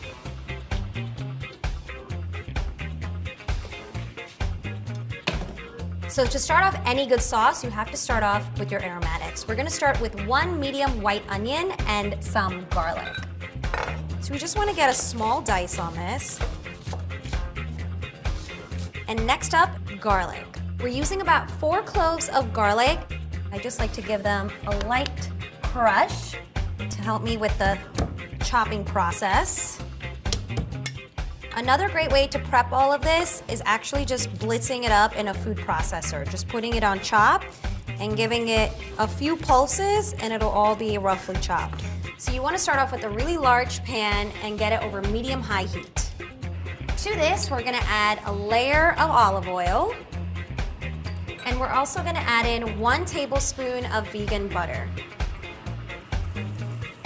Traditional vodka sauce is so indulgent and creamy, so we're gonna add a few vegan options to help bring that creaminess to the sauce. So now that our oil is hot and the butter is sizzling, let's go in with our onion and garlic. You also wanna get some salt in at this point because that's gonna help the onions sweat out all of their moisture. Now, I said this was spicy vodka sauce, so now come in our spicy elements. We're gonna add some red chili flakes, but let's not stop there. We're gonna add in one of my favorite chili peppers, Calabrian chilies. And I just so happen to be wearing chili earrings to celebrate the occasion.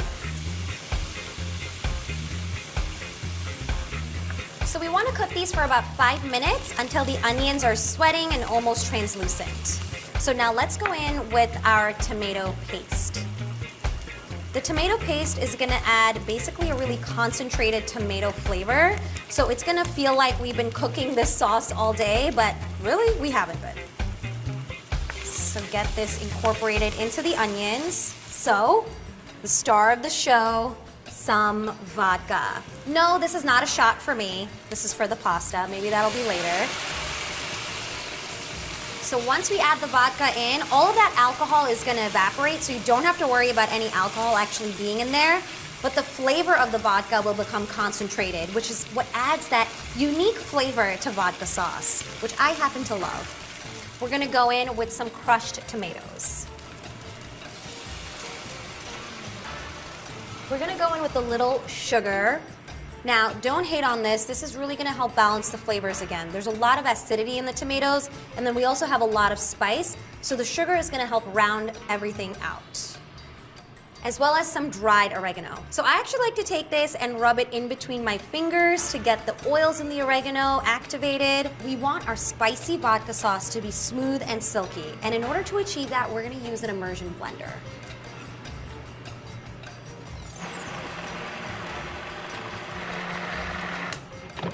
This looks great. Look how vibrant that is. It really is starting to look like vodka sauce. So now we're gonna add a few dairy elements to our sauce. We're gonna add a little bit of vegan creamer, as well as some vegan cream cheese. So you wanna make sure to incorporate all of that in, and you could see the color is this beautiful light orange vodka sauce color. We're gonna add in 1 whole sprig of fresh basil, right in, and we're gonna let that simmer with the sauce. Okay, let's check in our pasta water. Oh, it's boiling. Before we do anything, we always wanna salt our pasta water. And now for our pasta. I just wanna show you guys how fun this is. So this is called a Colony Pompeii. I think Colony means column, and Pompeii is obviously a city in Italy. But to me, it's just a beautiful large fusilli, and it looks delicious to eat. So we're gonna get these in. This pasta is so big, it takes about 10 or 12 minutes to cook. So I'm gonna start cleaning up and get everything out of the way and get ready to plate. These days, it feels like the news never stops. So let's get into it. What's happening right now, what it all means for you for an hour every day. It can be hard to keep up, so let's get started together. Hallie Jackson Now, weekdays at 5 on NBC News Now. To cover the news, you have to be in it. These are families trying to board those trains to Poland. I also want to get home. You'll get home. Every night, it's your news playlist. Top Story with Tom Llamas, weeknights at 7 on NBC News Now. Let's go.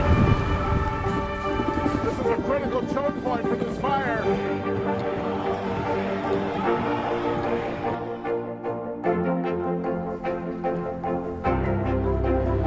And good evening from New Orleans. Nice to really spend some time with you. Appreciate it.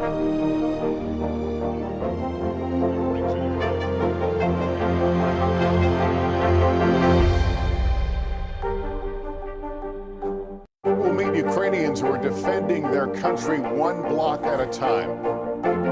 When you were still in Kiev, could you hear the bombing? My name is Lester. Who's this? To cover the news, you have to be in it. This is how so many towns and cities are protecting themselves. They're pushing the gates open. Was there a school officer on campus? That's what we've been told. No. Top Story with Tom Llamas, weeknights at 7 on NBC News Now. Our pasta looks ready, so let's add it into our vodka sauce. Beautiful. This is so fun. Look at these swirls. And this is liquid gold. This is our starchy, salted water. So we're actually gonna add a little ladle into our pasta to make it even silkier. You wanna make sure to gently combine this with the sauce because we don't wanna break up our beautiful giant swirls of pasta.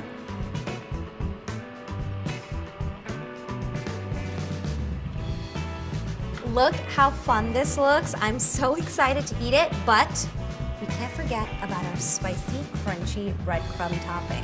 So it's now completely cooled, so we can just use our hands to garnish it as if we were garnishing it with Parmesan. And then if we want to be extra fancy, we can add a little sprig of fresh basil. Okay, I've waited long enough, so we're now ready to dig in. I'm so excited to eat this shape. I feel like the proper way is from the bottom. Wow. I think Staten Island would be proud. This is so delicious and so fun. Look at that. Chef's kiss. This is delicious.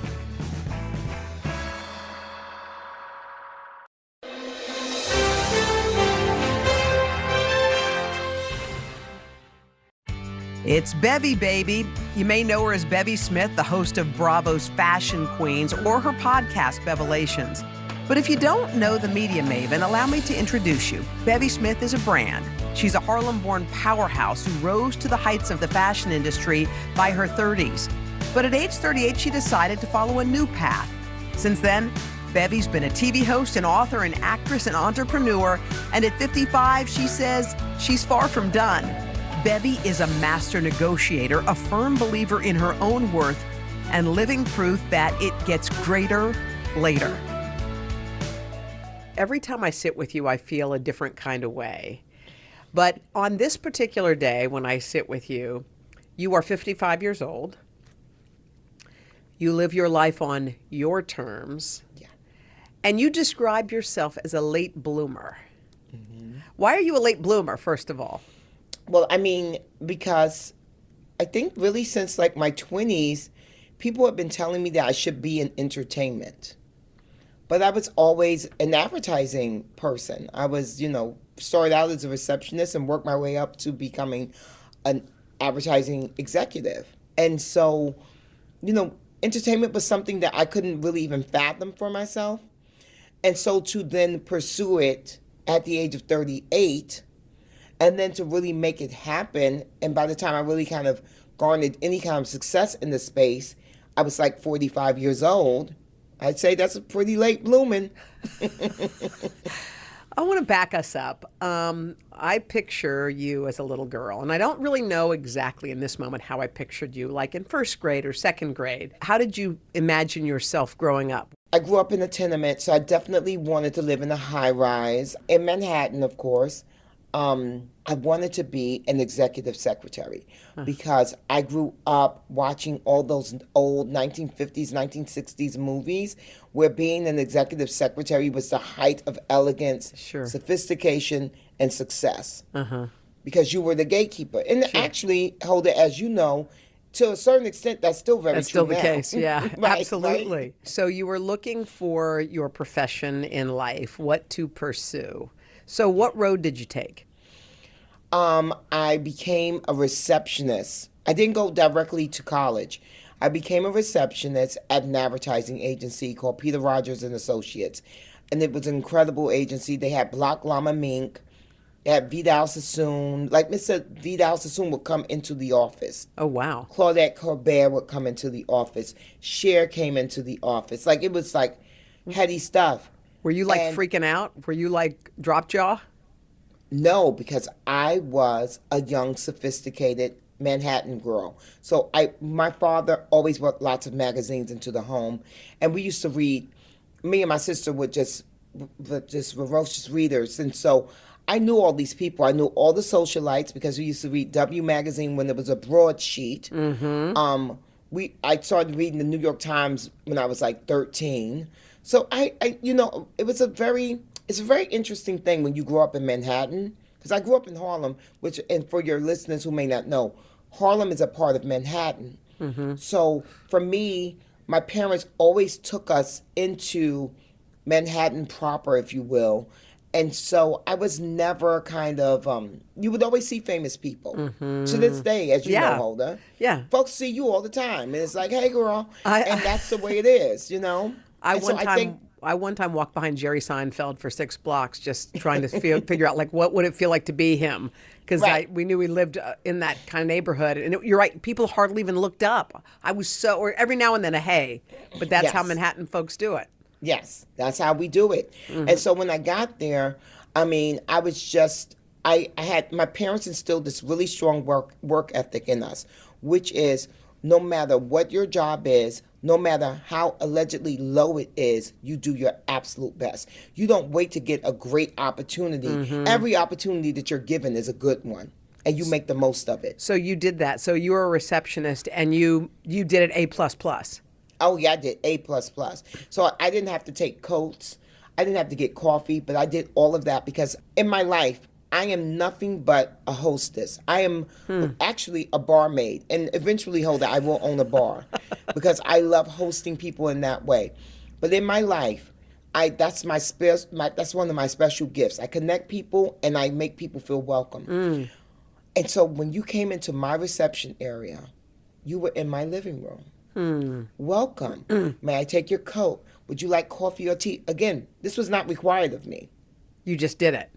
I just did it because I wanted you to be comfortable in my space. Wow. So you're doing this job and you do it to the nth, like your folks said, but that obviously that was not your goal. So how'd you get a break? I had these amazing mentors at that agency, and they said that I did not belong up there. I belonged in the back with them, learning a skill.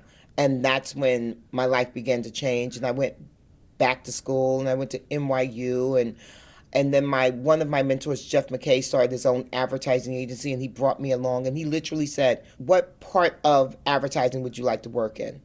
And I said, I think account services and media directing, because I love to read. Yeah. And so when you're a media director, you get all the magazines in the world. And I said, media directing, but I also knew I was good with people, so account services as well. And he's like, okay. For breaking news in our changing world, download the NBC News app.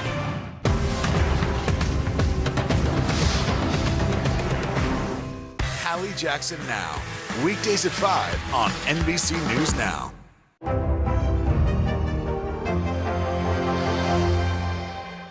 For breaking news in our changing world, download the NBC News app. It's a can't-miss summer on Today. They are walking strong, elegant, and pretty easy to prepare. How to cut costs on your vacation? Vicky has the answers. Every single thing you need for the best summer yet. Only on Today. Uvalde, Texas, a small town that has become yet another landmark. How long do you think it took for all this damage to occur? Can you tell us what it was like? With our NBC News exclusive.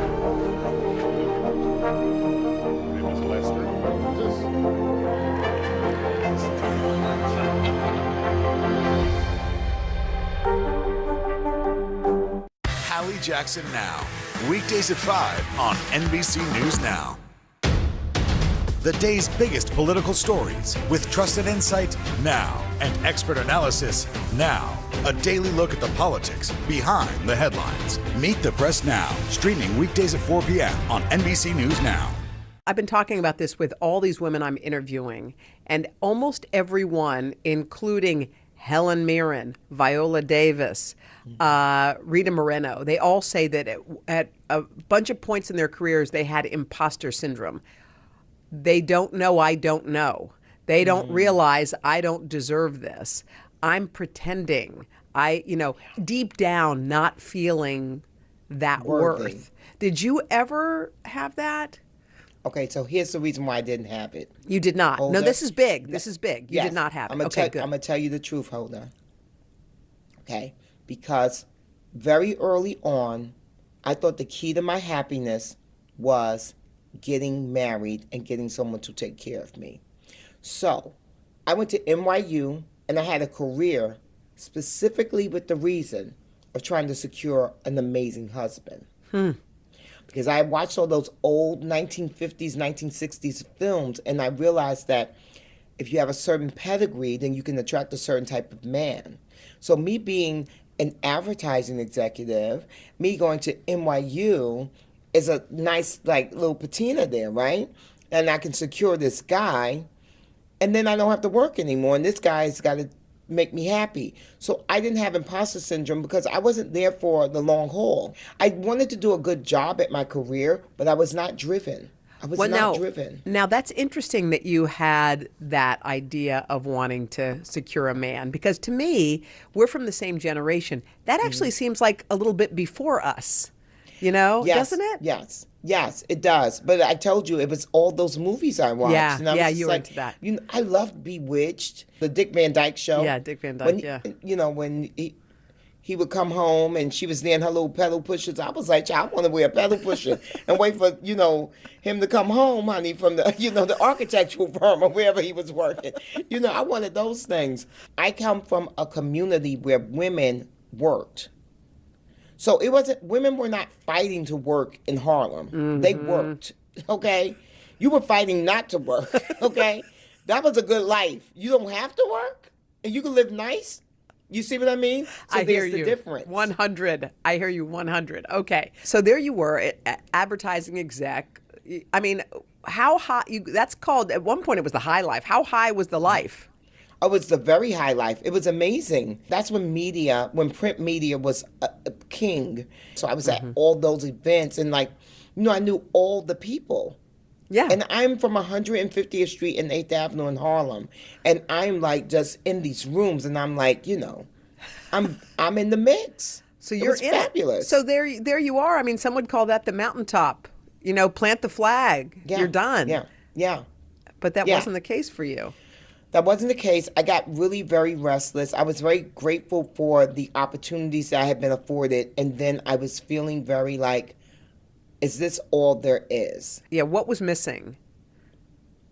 I think the creativity of it all. I think there was a level of creativity that I was seeking. And it's so interesting that, I didn't want to own it. I think that this is what I went through. You talk about imposter syndrome, and I don't think I had that as much. I had the other thing, which is I wanted to be a creative, but because I worked with creatives so much, I had so much respect for them. And so I didn't feel like I could segue into creativity. I felt very strong and solid in my business acumen and strategy and numbers. But the creativity part, to become a writer, to deal in art and all this different kind of stuff, I suppressed that. But I knew there was something inkling, a little thing in me. And that's why I kept trying to edge closer to creativity, but still have it be business. And that brought me to becoming the fashion advertising director at Vibe. And that was a really great crossroads for me. Well, Vibe was incredible. It brought you to Rolling Stone. I mean, now where was the man? That was what you were looking for. What was happening there? So I was engaged 2.5 times.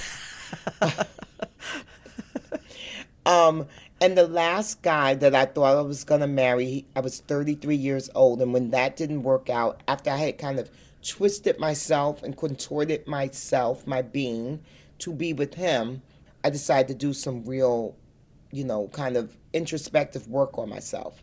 And that's when the seeds of changing my life really got planted. And that's when I realized I was going to have to make myself happy. And that was a devastating thing to learn, because up until then, I was really banking on the guy to come along and make it all happen. Well, it sounded like your imposter syndrome was in the relationships early on. Like you were trying to be someone you weren't. You're trying to be the puzzle piece that fit him as opposed to who you were. And I guess you just couldn't contain that. You tried and tried, but you had to be who you were. I remember telling him, he worked in music. And so he had a sexy career, I had a sexy career. Music and fashion, how great is that? And we would each kind of trade off with the perks of our gigs. It was fabulous. And I remember telling him that when we got married, I didn't want to work. And he was like, what are you talking about? I was like, no, we'll get married and I'll have 2 kids, but I can't work. And he was like, well, that's ridiculous. And I was like, no, it's not. I said, I just want to raise, I just want to be in the home. Because I didn't really actually want to raise children. I just didn't want to work. I said, I want to be in the home. And he told me, for the lifestyle that we want, we need 2 incomes. That's not going to work. He was very forthright. Wow. And what'd you say? I was devastated. And then I was like, a man can tell you the truth, but you will hear what you want to hear. So I was like, I'll convince him different. I'll change his mind. And he was and good for him. Yeah. He knew what he wanted. He wanted someone to be a partner. And I was not looking to be a partner. I was looking to be a dependent. That's it. That's beautifully put. So you did internal work. What was revealed to you as you were doing this? That I was far more strong and savvy and capable than I had ever realized. Because I was doing this career stuff, but without giving it much thought. So I was good at it, but it was very kind of innate for me to be good at that. And so it was just kind of like, yeah, I can do that. Sure. Oh, you want me for that? Okay. I didn't really care. And then when I had to realize that I had to make myself happy, I had to actually apply myself. And when I applied myself, I was like, oh, wow. Look at you. Wow. You've been selling yourself short. Wow. And that means knowing your worth. Did you always get paid what you deserved to get paid? You know, a big part of my job is to negotiate money. So I love to negotiate. I love talking about negotiating money. To this day, I don't like for my agents and managers, because I'm always like, well, did you ask for this? And what about how can we do it this way? Yeah. I like to get in it. Yeah. So a lot of women don't like to negotiate, and it's one of my favorite things to do. Being able to say, this is what I feel like I'm worth, is hard for women. You've negotiated. There are women listening right now who are too scared to go in and ask for a raise because what if they say no? What advice do you have for that? For women, I have to tell you this. It is about knowing your worth. And you have to understand that if you're valued and you're really good at what you do, if they won't give it to you, someone else will. But you have to know that. And you cannot be afraid to leave, and you can't be afraid to say no. You know the way Andy Cohen and I fell in love? How? Because when he was just an executive, before he got to TV, he cast me for the Tim Gunn show. Now, this is like nothing against Andy. And they sent me over a contract, and I read it, and I thought it looked really bad. And then I sent it to my lawyer, and he was like, this is really bad. And they were not willing to negotiate.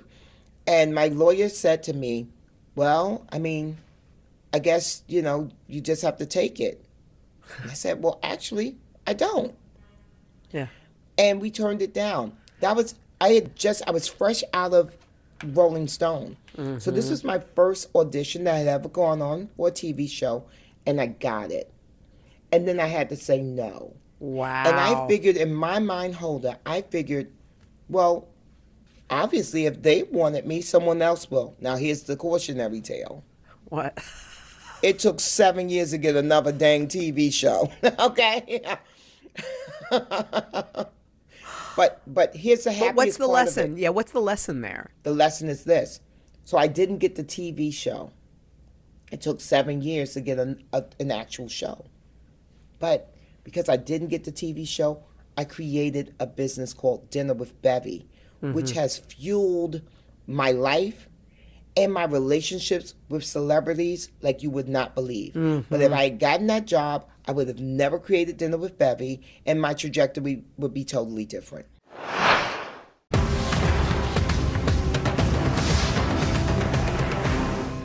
These days, it feels like the news never stops. So let's get into it. What's happening right now, what it all means for you for an hour every day. It can be hard to keep up, so let's get started together. Hallie Jackson Now, weekdays at 5 on NBC News Now.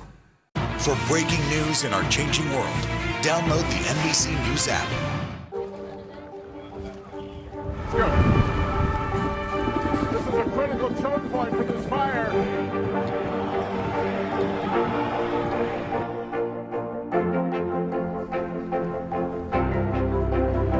And good evening from New Orleans. Nice to really spend some time with you. Appreciate it.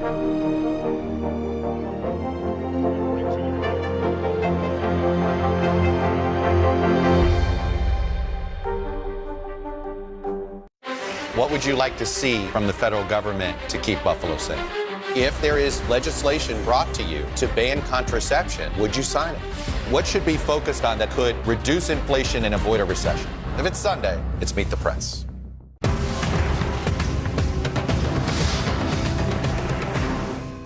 To cover the news, you have to be in it. These are families trying to board those trains to Poland. I also want to get home. You'll get home. Every night, it's your news playlist. Top Story with Tom Yamas, weeknights at 7 on NBC News Now. The midterms are here. It's time to plan your vote. We'll provide everything you need to know to successfully cast your ballot. Just select any state you want to learn about for the primary or general election, and you'll instantly get voting rules, see the next big deadline, and learn how to take action for your plan. Voting rules have changed since 2020, and those rules vary from state to state. So it's time to get planning for 2022. Visit NBCnews.com/planyourvote today. Life changes Sometimes you're forced to change because of circumstance, and sometimes you choose to. You're working at Rolling Stone. You could have ridden that train. A lot of people don't want to switch, because if I switch, oh no, oh my God, I don't know. What if it doesn't? A million reasons why it's scary and maybe no. Mm-hmm. Were you scared to jump? It was never my intention to stay there. So I went there with a real game plan that I would go there, succeed incredibly well, hit all my numbers so I would get my full bonus. Mm-hmm. And then at the end of the year, when I got my bonus, I would quit. Mm-hmm. And getting to Rolling Stone, it was worse than I could have ever fathomed. And my best friend, who's also my business partner now, I used to call her every morning and say, I can't do this. And she would be like, well, you can, because you have an end date. So stick it out. Because I had a literal end date. It was like, when they give me my bonus check, once I put it in the bank and it clears, then I can resign. So there it was. It was time to jump. Did you leave because there was another opportunity, or did you just not have anything and you just were hoping? Well, I wasn't hoping, though, Holda. I just knew. See, I think a hope is like, I hope so. But I knew I was made for this. I knew I could do it. I just knew it. I was very firm.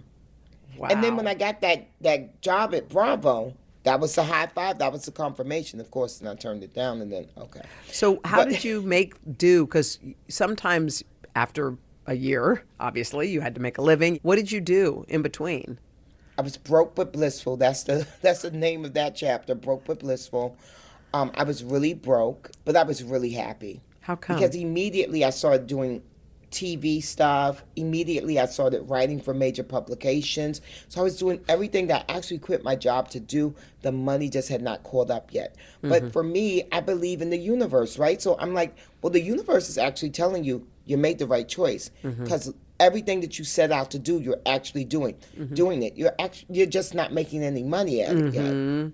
But the money will come. I really believe that. And so then I had to scale back.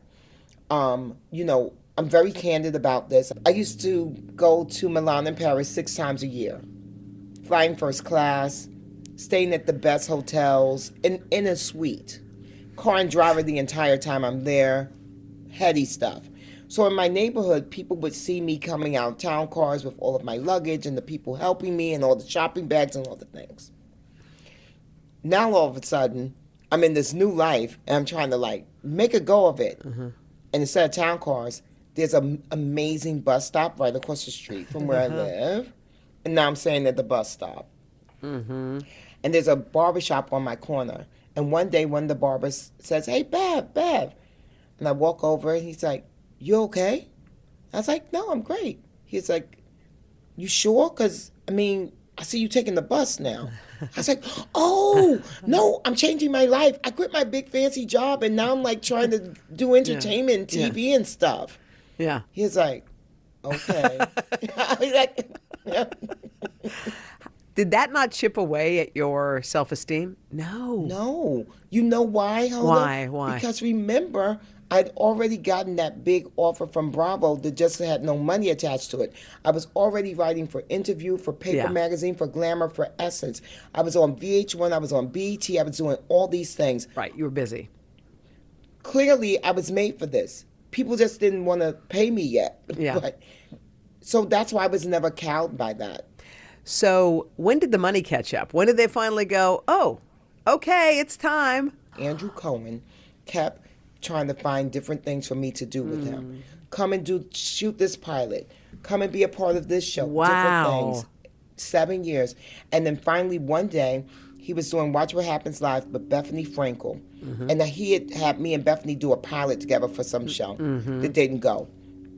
So he said, Bevy, can you be a guest bartender? But Bethany sees me behind the bar. She's like, Bevy! And so then she calls me out from behind the bar. Oh, geez. We're having the best time. Love it. It's amazing. Andy says, after that's done, I think I got the show for us to do together. And that show was Fashion Queens. And I said, well, I'm on the holding deal with BET. He's like, it's a benefit for BET for you to be on Bravo too. He's like, let's let the agents figure that part out. Right. Yeah.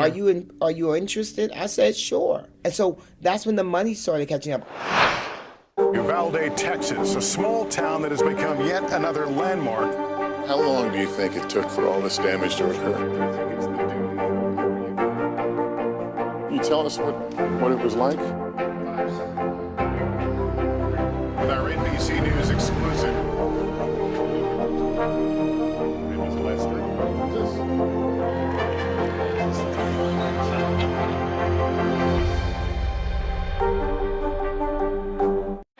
What would you like to see from the federal government to keep Buffalo safe?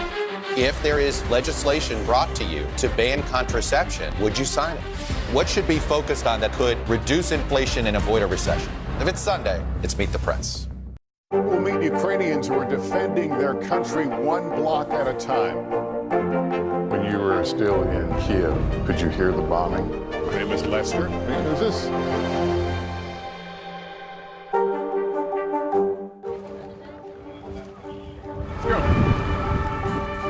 This is a critical choke point for this fire.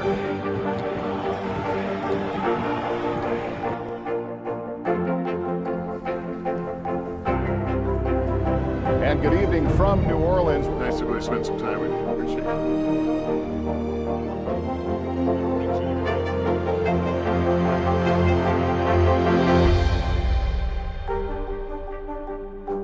You talk about like fulfilled dreams, and some of them they weren't even dreams; they just happened. It seems like. Yeah. What's still left to be fulfilled? I love that question. And this is what I want to say to all of the ladies out there who are maybe feeling like, and it's really a mindset. It really doesn't have to do with a specific number. But if you are over the age of 50 and you feel like, well, that ship has sailed, I'm here to tell you. And you're watching Holden every day, so you know she's here to tell you too. It gets greater later. At the age of 55, I have just become an actress. I just did a show on Amazon Prime called Harlem. I was called in to do 3 lines, and it turned into 3 scenes. And now there's a season 2, and they've invited me back. So I'm an actress at the age of 55. I love art. It's something that's always been my passion. It's something that I've been talking about doing for a long time. And at the age of 55, there's a film starring Mahershala Ali and Naomi Harris called Swan Song that's on Apple TV. And I actually did the art curation for the home in that film. And so the next thing I want to tackle was architecture. I traveled the world just to see architecture that I love. So marrying my love of architecture with travel, with my dinner parties and all these things. And then finally, my goal is to do a Fairy Godmother TV show because I'm a connector. That is my gift. I'm a connector, I'm a guide, and I'm a teacher. And I want to do a show that's like Shark Tank meets Ayanla Fix My Life. And I'm going to help you get your business started. I'm going to help you scale to the next level. Love it. Now, what about the love piece? Okay, Holder. Holder girl.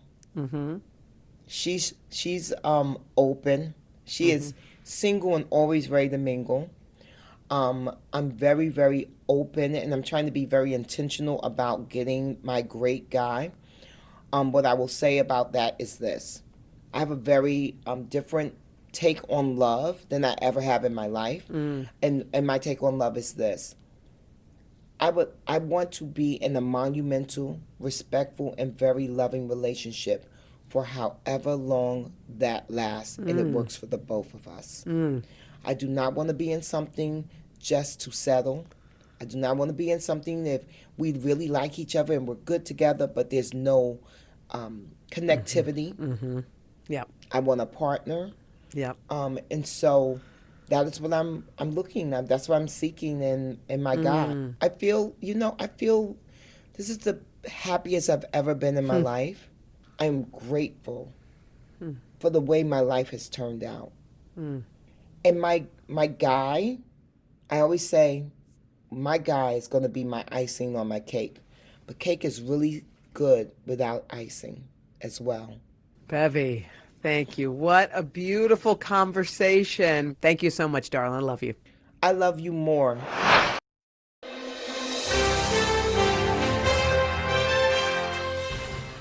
Guys, thanks for doing this. Great Thank to you. see you. We're happy. Good to see you. Told you I just got caught up last night.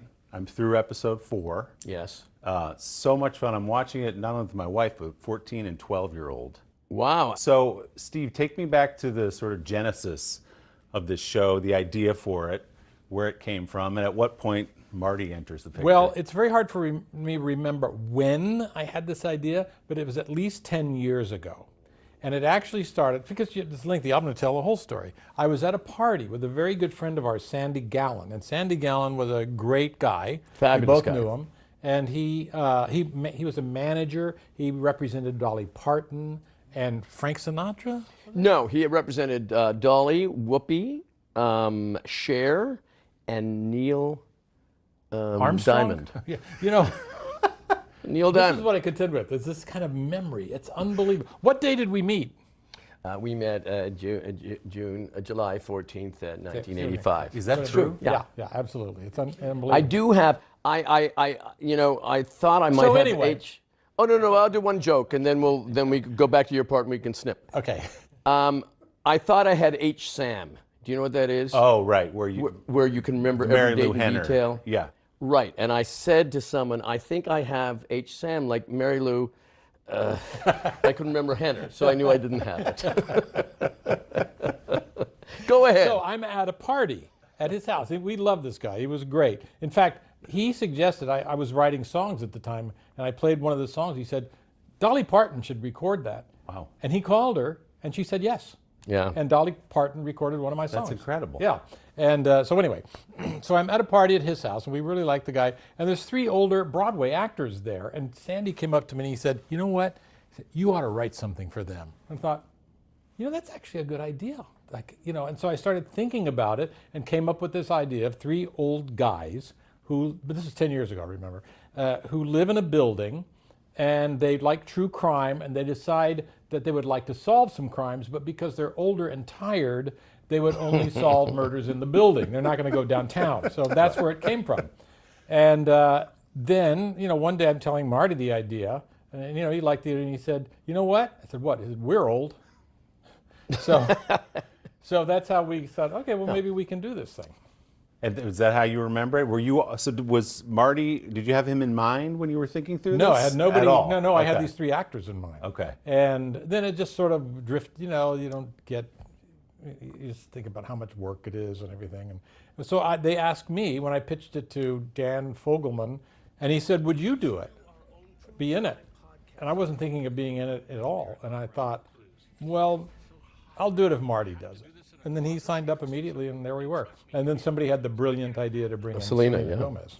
Well, that is really, I talked about my 14-year-old daughter. That's where the interest is peaked. Yeah, no. We love you guys, and my daughter says, Selena Gomez is in it? And boom, now she's And by the way, it's such a perfect, unexpected match. Yeah. It's like there's us doing our thing, and then when the camera comes to her, it's like it rests on her face and her thinking and her internal acting. It's beautiful for the triangle of performances. There is to anybody who lives in New York, there's a real familiarity to the building. It's sort of the Apthorpe and the Ansonia and all those kind of mashed together.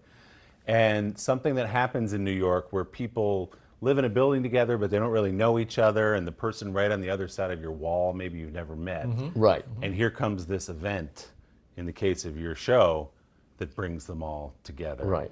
And it's because they're all these true crime podcast freaks. And it's such together. a great vehicle because the greatest actors in the world live in either Los Angeles or New York. There are great actors throughout, but the amount of every time you cast any smaller role or big role in this series, every actor is like, why isn't he a massive star? Or she In a the massive city, star? I mean. Yeah, in the 'cause city, yeah. It's filled with actors. It's amazing. Good actors. We've got great, we've got Jane Lynch, Tina Fey. Yeah? Yeah. Sting. I didn't know if we went Nathan Lane. How about Nathan Lane? It's incredible. Amy Ryan. We were in awe of Nathan Lane. We would have scenes with him, and we weren't acting, we'd just stare at him. It's like, Nathan Lane is so unbelievable. Then your line would come up and you go, oh, Nathan, So when the idea for Selena Gomez comes through, you two guys, I suspect, are not terribly familiar with her music, unless you want to surprise me with that. No, I would, yes. So what did you think when you heard that name? Well, I thought it was kind of a brilliant idea because right away it seemed all generations brought in. Instantly, I thought it was a good idea. Yeah. And I never heard any other name besides Selena's. That's true. Yeah. There was no other name. I know they probably have lists. You know, it was always with a list. But when it got to us, it was only Selena. Yeah. And we thought, would she do it? And then we had one of those Zoom readings. And that was an audition. She was hired. And we hung up, and Marty and I called each other, and we said, she's fantastic. Yeah. She's got this slight, people are picking up a slight kind of a New York accent. I don't know if she's doing it, or that's her, or what. She's from Texas, so probably not. Yeah, but she's got that. In a later episode, at one point, Steve says to her, I want you to be less mean. And she just looks at him and says, I know you do. By the way, that was already been on. Oh, has that been on? Yes. Oh, yes. okay, good. Yes. All right. You should watch a show or read the scripts. No, I don't want to. I got other fish to fry. She also has, I think on the show, but also when I watch you guys do press together, she has sort of a charming eye roll at the two of you. Absolutely. Generally speaking, like here they go again kind of thing. It's surprising. First of all, people say, is there a generation gap? And I say, well, of course. Yeah. You know, it's what you want. I don't want to be up and talk the lingo of a 29-year-old. No. You know, so there is that. But I'm always surprised. Just using the word lingo kind of covers that idea. I'm always surprised at what she's shocked at us by. Because it's always something, I'm like, really, you're shocked at that? And it's kind of a fun shock. He goes, oh, you know, like we just said something shocking. And, you know, she outshocked us by, 10 million. So it raises the obvious question, do either or both of you listen in real life to these crime podcasts? Because you play it well. I do not. Not at all. No. I do. And I've listened to a lot of crime podcasts and watched a lot of true crime shows. And I think, I know what you're saying, that guy's sick. Well, that means the rest of the nation is sick too. Yes. But I like the solving part. I find that I like the scientific solving and clues and tracking down and CCTV. In fact, even now, because of this show and watching these shows, I'm always thinking, just walking around my life thinking, what's my alibi? If something were to happen right now, could I prove I was in my car? Yes, I've got the GPS and there's a CCTV camera and I wave at it. Well, there's and then I also. What is your crime that you're afraid of? I don't know. It could be anything. Are you planning anything? No, I'm not planning anything. No, it's some other crime, like, God forbid. But I could always prove I'd be the first suspect. I would be. Oh, absolutely. absolutely. I'd be the first suspect. And then replay, my eye rolls at you on television when you do, some joke that doesn't work, which is often. So Steve, do you watch Dateline and those kind of shows? Yeah. Are you that deep into it? Mm-hmm. So you're really in it. Why don't you read the news or something? I do read the current? news. Oh. Yeah. So are you principally objected to the crime podcast or just not interested? I just feel that there's so much despair around that I just don't want to hear about another person's murder. And first of all, why should you research a movie you're working on? Oh, that would only get in the way. You like going in blind. I am playing a director. I know the theater. Yeah, okay. I've been on Broadway. Yes, you have. We'll meet Ukrainians who are defending their country one block at a time. When you were still in Kiev, could you hear the bombing? My name is Lester. Hey, who's this? Welcome back to you today. We got a lot to celebrate on this Wednesday morning. It's good to have you along with us. You don't know when your moment's coming, but when it does, you take it.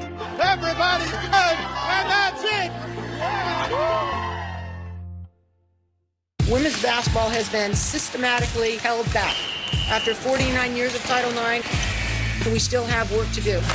In Their Court, a podcast from NBC News and NBC Sports that goes inside the issues of inequality in women's sports. Listen now. The day's biggest political stories with trusted insight now and expert analysis now.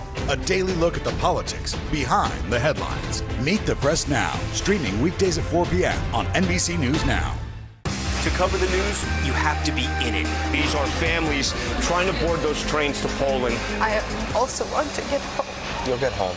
Every night, it's your news playlist. Top Story with Tom Llamas. Weeknights at 7 on NBC News Now. Sometimes the news can be difficult and overwhelming for kids to understand. Ukraine and Russia. Could you help me understand what's going on? So to help make sense of it, we've created a newscast just for them. We hope your family will watch Nightly News Kids Edition. The reception to the show has been overwhelmingly great. I Yes. mean, if you read the reviews and just word We are on the street. 100% on Rotten Oh, Tomatoes. now you've ruined it. Oh, really? Oh, because now someone's going to go, oh, really? I'll show them.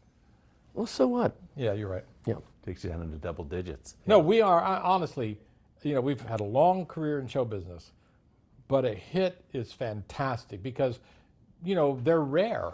A real hit is a very, very rare thing. As long as you've been in show business, it's not like everything you put out is a hit. And so it's, especially at this point in my life, No, I remember seeing The Tonight Show once with Johnny, and Tony Randall was on. And Johnny said, it was like the 70s, and he was doing The Odd Couple, and it was now a hit. And he said, how long do you think you'll stay with the show? And Tony said, that's the dumbest question I've ever heard. I'll stay with it as long as it is a hit, because hits are rare. Yeah. And it's true. Do you guys, this part of working together, okay, we've talked about the show, but how much fun is it for two buddies who've known each other for 35 years to kind of hit the road together and promote and totally fun. I wouldn't do it any other way, honestly. I tour with the band, but we have good camaraderie too. Sometimes we do that. But basically, I wouldn't do it. No, I think the only thing you can really control in a work situation is the hang. In show business, you can have the greatest experience making a movie, and then it bombs and the critics hate it. So the only thing that you can control is, do you have fun while doing it? And Steve and I, we do live shows together, but we also have a great dinner the night before, and we have great glasses of wine afterwards and discuss it with the band. That's the fun of it. And you've been doing it, as I said, for 35 years since you met doing The Three Amigos. Well, people ask me, they say, what's your favorite movie that you ever made? And I say, well, I don't know, because here's why.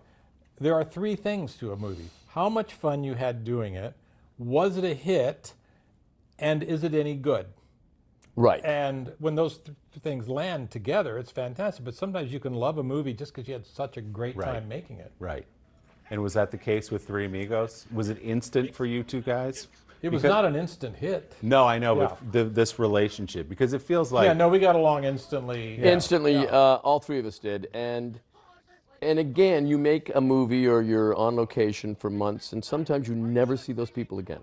So you make a conscientious effort. I think I'll keep up with that guy. And it was mutual. And also, we got lucky because we did other movies together. Father of the Bride, 1 and 2. That's true. Prince of Egypt. Prince of Egypt. But we were already friends by then. But I'd say Father of the Brides really put us in a comedy frame of mind, to be friends.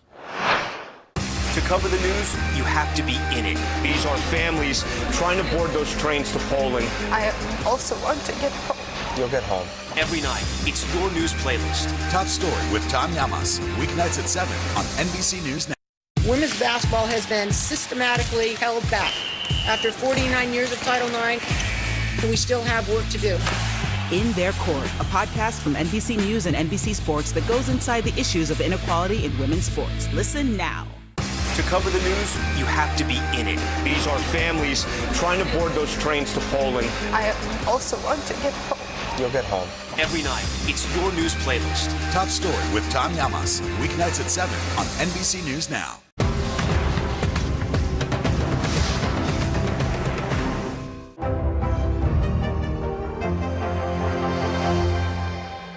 Uvalde, Texas, a small town that has become yet another landmark.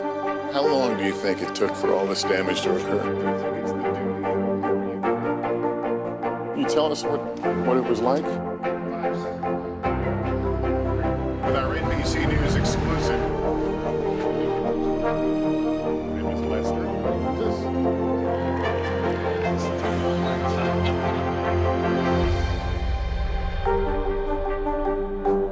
For breaking news in our changing world, download the NBC News app. It's a can't-miss summer on Today. They are walking strong, elegant, and pretty easy to prepare. How to cut costs on your vacation? Vicky has the answers. Every single thing you need for the best summer yet. Only on Today. Hallie Jackson Now. Weekdays at 5 on NBC News Now. For breaking news in our changing world, download the NBC News app.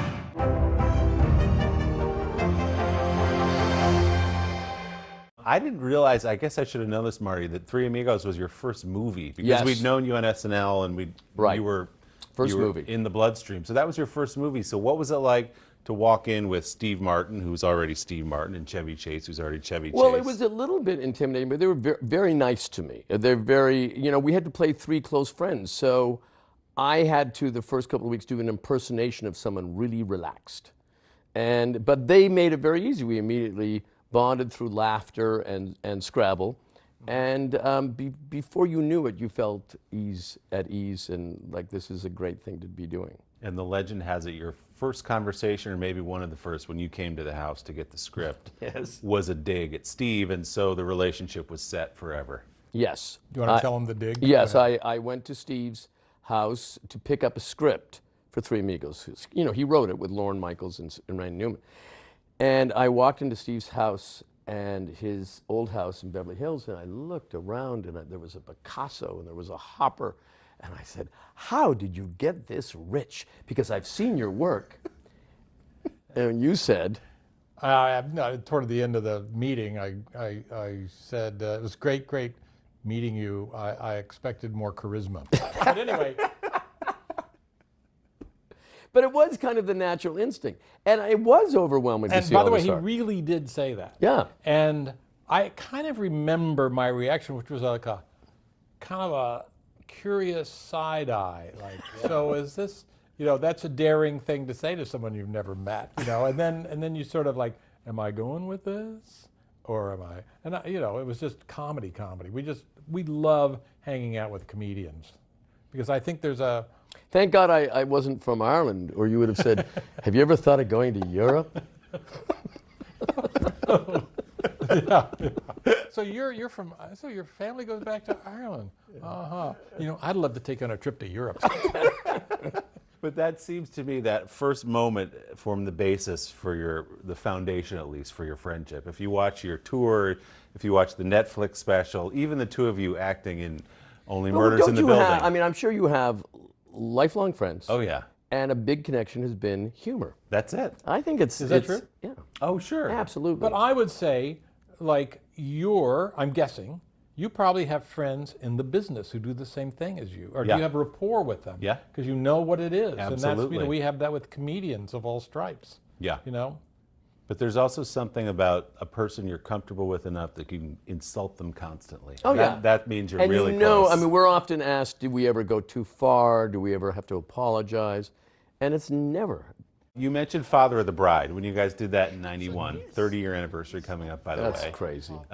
Obviously a great movie, great script, great characters, but you never could have imagined how well it would do, and commercially. And through time. And it's held up. I always thought, I don't know what your question's going to be, I'll wait. No, go ahead. Okay.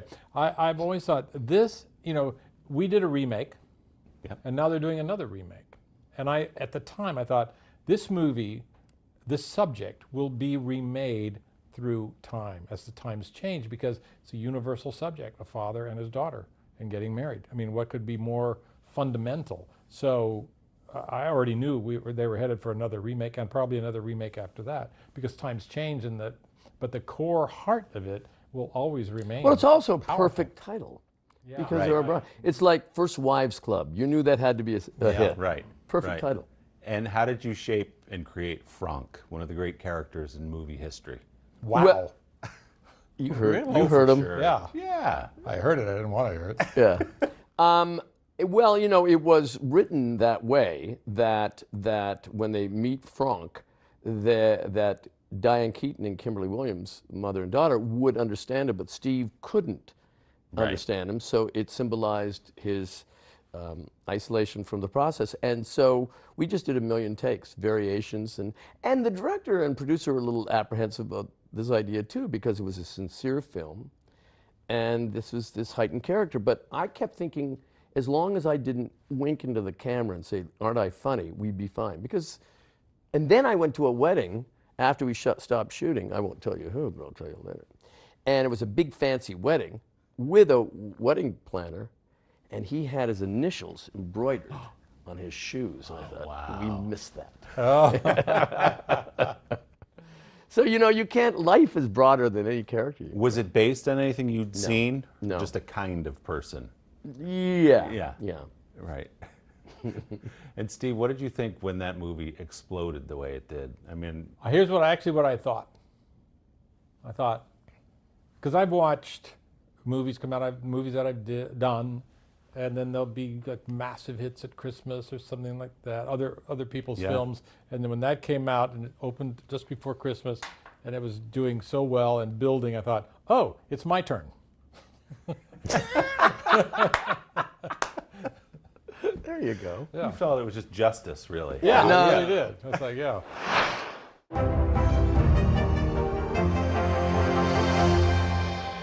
Welcome back to Today. We got a lot to celebrate on this Wednesday morning. It's good to have you along with us. You don't know when your moment's coming, but when it does, you take it.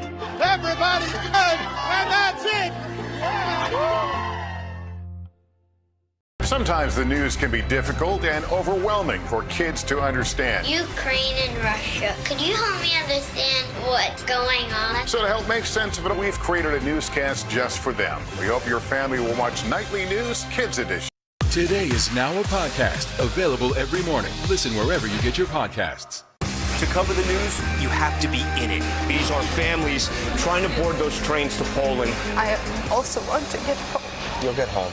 Every night, it's your news playlist. Top Story with Tom Llamas. Weeknights at 7 on NBC News Now. Welcome back to Today. We got a lot to celebrate on this Wednesday morning. It's good to have you along with us. You don't know when your moment's coming, but when it does, you take it. Everybody's good, and that's it. Hallie Jackson Now. Weekdays at 5 on NBC News Now. What would you like to see from the federal government to keep Buffalo safe? If there is legislation brought to you to ban contraception, would you sign it? What should be focused on that could reduce inflation and avoid a recession? If it's Sunday, it's Meet the Press. this might be an uncomfortable question for either of you to answer, but why do you both think this relationship works so well? Steve, what is it about Marty? Marty, what is it about Steve? There's definitely a yin and a yang thing that goes on here, but why do you think this has endured, this friendship and this professional partnership? You know, one thing I say is, you know, first of all, we don't talk every day. It's not like 8 a.m. we got to call Marty, you know. And even when we talk, I don't necessarily listen. No, he puts the phone down. Yeah. And so there's that we have other lives. Sure. You know, this is like a fun thing. We get along on a humor level. I don't know. And, you know, humor is very superficial. I mean, you can joke and we can joke and we can joke without ever getting to the core of anything. So it's just up here in fun. Like I said, I'd never say to Marty, "Are you okay?" You know, which, you know, a real friend would do. Well, no, you would if you really thought I was that. But I think that we both, first of all, we work very similar.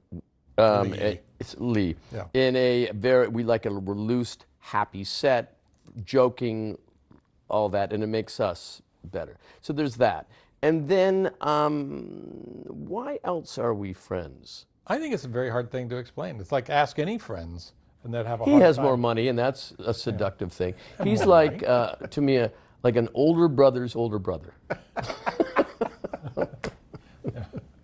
What do you think is so funny about Steve? Why is he so great as a comedian? Oh my God! I mean, nothing. No, I mean it's. You always feel self-conscious of the story, but in 1980, I didn't know Steve, and I'm watching the Grammys, and Steve comes out to present the best album of the year, and he's in tails, and a shirt, and studs, and no pants, boxer underwear, garters up to here, and he makes no acknowledgement of it. The audience is hysterical, and he starts reading the nominations. And by the third nominations, a little bald man comes out running with a pair of pants on a hanger. And Steve looks at him and says, "Well, it's about time." and then he puts the pants on and continues to read. And I thought, that is the most brilliant joke. I would pay $1 gillion if I could have done that joke. So, and I didn't even know him then. So I think his mind is hilarious, and he's deeply kind. You know, I think if you were that talented but a bit of a jerk, there would be no relationship. You know, there wouldn't be. I find, you know, first of all, we just have we're going to talk ourselves out of a friendship. That's what's going to happen. I can't believe you said that. No, we just have a kind of an ease. But in terms of his comedy, whenever I look at his old specials and things, I go, that's outrageous. I can't believe you're doing that. And the ears and the big head and all By the way, it's my head, but thank you. I know, yeah. No, you wear pieces. No, I know, that's true. And I find the characters are completely so big. Jackie Rogers Jr. is an albino pop star. Yeah, an albino pop star. That makes sense. How about Jiminy? Jiminy, I mean, you've been interviewed by Jiminy. Yeah. I'm shocked that he gets away with it. I mean, it's so devastating to the person you're interviewing. Yeah, but they were all generally my friends. But you're playing an idiot, so. No, I know. But when my favorite lines was to Mel Brooks when I said, "What's your big beef with the Nazis?" And he said, "What's my big beef? What's my big beef? I don't know. I think they're rude." So it worked out. Oh, it's brilliant. Oh, it's so good. And do you have a favorite character of Steve's through the years? I play the same thing every something time he's done. Or a favorite special or moment that stuck with you? I think Roxanne is my ultimate favorite. I mean, I love, the first 4 comedies, and I love it. But Roxanne seemed to combine it all and great, great acting. So I would say that's your high water mark. Well, that was a long time ago. Yeah, I killed for you to hit that mark again. Yeah, that's why I like Only Murders in the Building. Yeah. No, remember, I once said to him, it was like the 90s, and I was at my cottage, and I said, all my 2 sons and all their friends are obsessed with the best of Steve Martin, SNL on DVD. And Steve went, "It's a resurgence."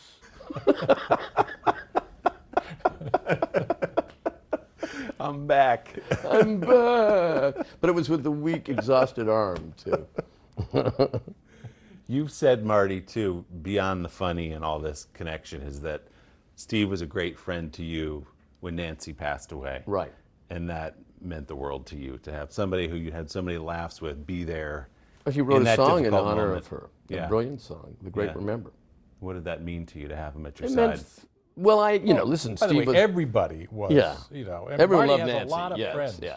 But of course, it was magnificent to have those kind of friends in those tough situations. I'm telling you, Marty has a lot of friends, and there's a lot of demand on his time because he gets, invited to parties and things because he's really fun at a party. And I've told this before, but I say if I'm hosting a dinner party and I'm going to invite, 3 or 4 couples, whatever, and I invite Marty, and somebody else, and then if Marty says, "I'm sorry, I can't come," I cancel the party. Is that true? Well, it's not really Because what's true, the but- point? Well, yeah. Guys, thanks so much. Congratulations Thank you, on the Willie. show. It's a blast. Thanks, man. Welcome to Today All Day. All day? Today, all day. All day. This is a long way of asking who's your favorite character you've ever played? The unicorn. The unicorn. You gotta have the unicorn. What is she right there? That's why you're saying all these nice things? Yeah, she gave me the look. Sorry to disturb your day. Everyone's mad at you, Willie. Better make this fast. I don't want the wrath of Luna. When I see you, I always think, I wonder what his quote would be. Give us 6 minutes and we'll ask as many questions as we can. Welcome to Cold Cuts. Cold cut, cold cut. My buddy Cal cooking with me. Dads don't babysit. It's called parenting. What was the first book you remember loving? Heart Smart today with simple exercises to strengthen your heart. Make the most of your beach days. It's all about the tracksuit now. How good do they look?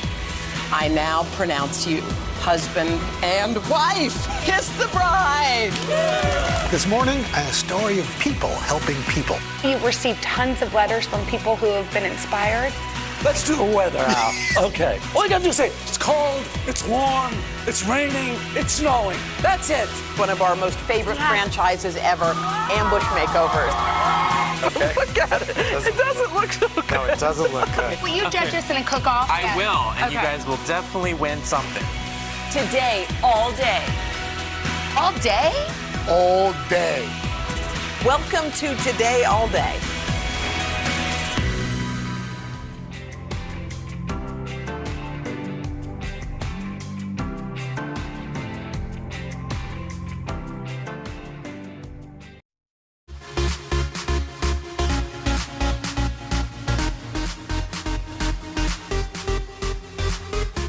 Hey everybody, and welcome to your midweek Pop Start Plus. I'm Joe Fryer, filling in for Carson. Coming up, the cast of Rutherford Falls opens up about their show and what it gets right about telling Native American stories.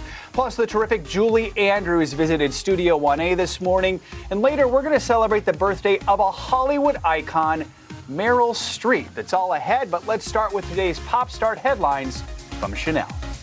Can we talk about Stranger Things? Yes. Okay. A new trailer is out for Volume 2 of the hit series' 4th season, and it features, you guessed it, in honor of Savannah, Kate Bush's breakout 80s jam, Running Up That Hill. The second half of the season is being broken down into 2 super-sized episodes. Okay, so if you're a fan, the first will run an hour and 20 minutes, and the finale is slated for a whopping 2 hours and 20 minutes. And look at this, by the looks of the new trailer, fans can expect season 4 to continue bringing on the darkness as the Hawkins gang takes on Vecna and the Upside Down. But I have this terrible feeling. It might not work out for us this time.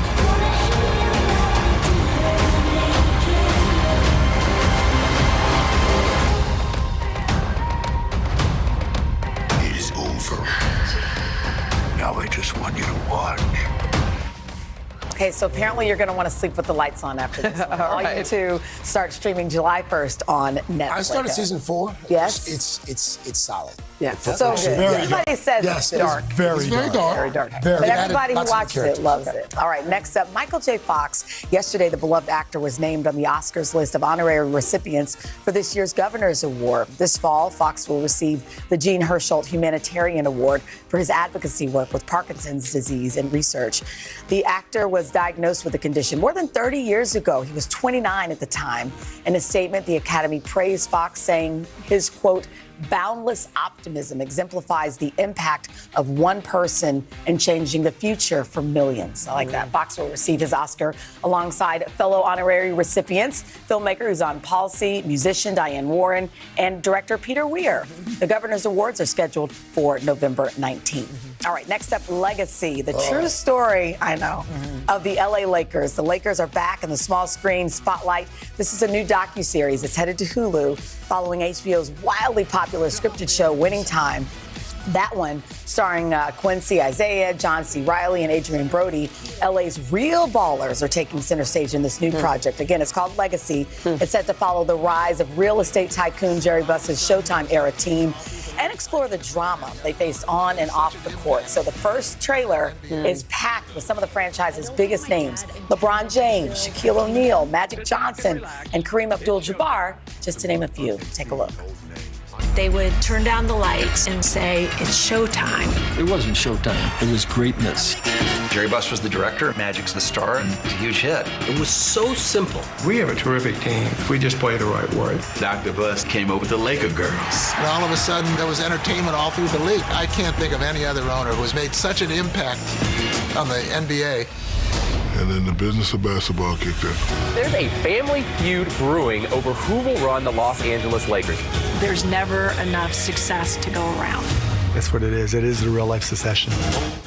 There you go. Sorry, sold. And see, a lot of people don't know about what happened behind the scenes, right? Constant family drama. Yeah. Constant family drama. Well, so no official release date has been announced. It's a 10-part series. 10 parts. Like The Last Dance. Yeah. Yes. Oh, that's right. Watch it. I never regret Do you remember it. that? It was like so must-see good. TV. Yeah. All right. Next up, let's talk about the Minions. Steve Carell's worlds are colliding in a new featurette with the lovable little yellow guys. Carell's animated character Gru and the whole Minion gang recreated The Office's famous opening credit sequence, but there's a twist. They've turned the Scranton Paper Company into Dunder Minion Evil Company Incorporated. Take a peek.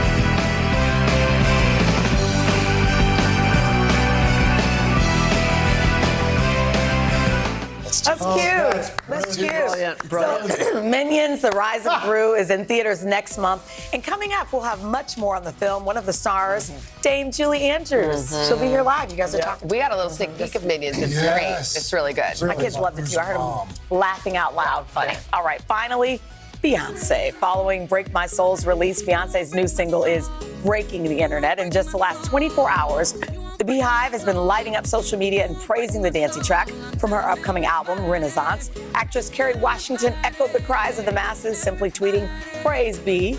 Grammy and Oscar-winning drummer Questlove put his stamp of approval on the track, writing online, "This, Craig, is the song of the summer." Called it. We called it yesterday. That's what you said. And guys, even former First Lady Michelle Obama jumped in, tweeting, "Queen Beyonce, you've done it again. Break My Soul is the song we all need right now, and I can't help but dance and sing along while listening to it." Have you had a chance to hear it? Yes, I have. It's a terrific song, and I think it really speaks to how everyone's feeling in this moment. It's like it's time to turn the beat around, And find that's what some joy. Yes, It's about joy. She's got it. She's found it. She's found it. While you were talking about finding the joy, look who just more joy. Yay! Look who stepped into the studio. Here. Right. We are graced Hello, by everybody. her presence. Good morning. Come on.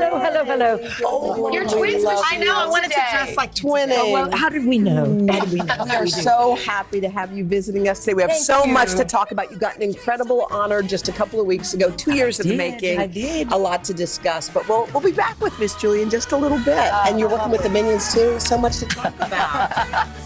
That's the latest you need to know from today. Still to come, we're catching up with Ed Helms and his Rutherford Falls co-stars. The day's biggest political stories with trusted insight now and expert analysis now. A daily look at the politics behind the headlines. Meet the Press Now, streaming weekdays at 4 p.m. on NBC News Now. To cover the news, you have to be in it. This is how so many towns and cities are protecting themselves. They're pushing the gates open. Was there a school officer on campus? That's what we've been told. No. Top story with Tom Yamas, weeknights at 7 on NBC News Now. We're here to start conversations about the big things happening in our world. Because it's not my job to tell you what to think. My job is to think about what you tell me. Now Tonight with Joshua Johnson, streaming weeknights at 8 on NBC News Now. The day's biggest political stories with trusted insight now and expert analysis now.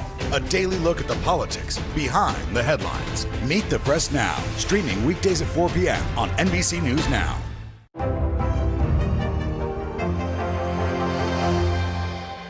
Today is now a podcast, available every morning. Listen wherever you get your podcasts.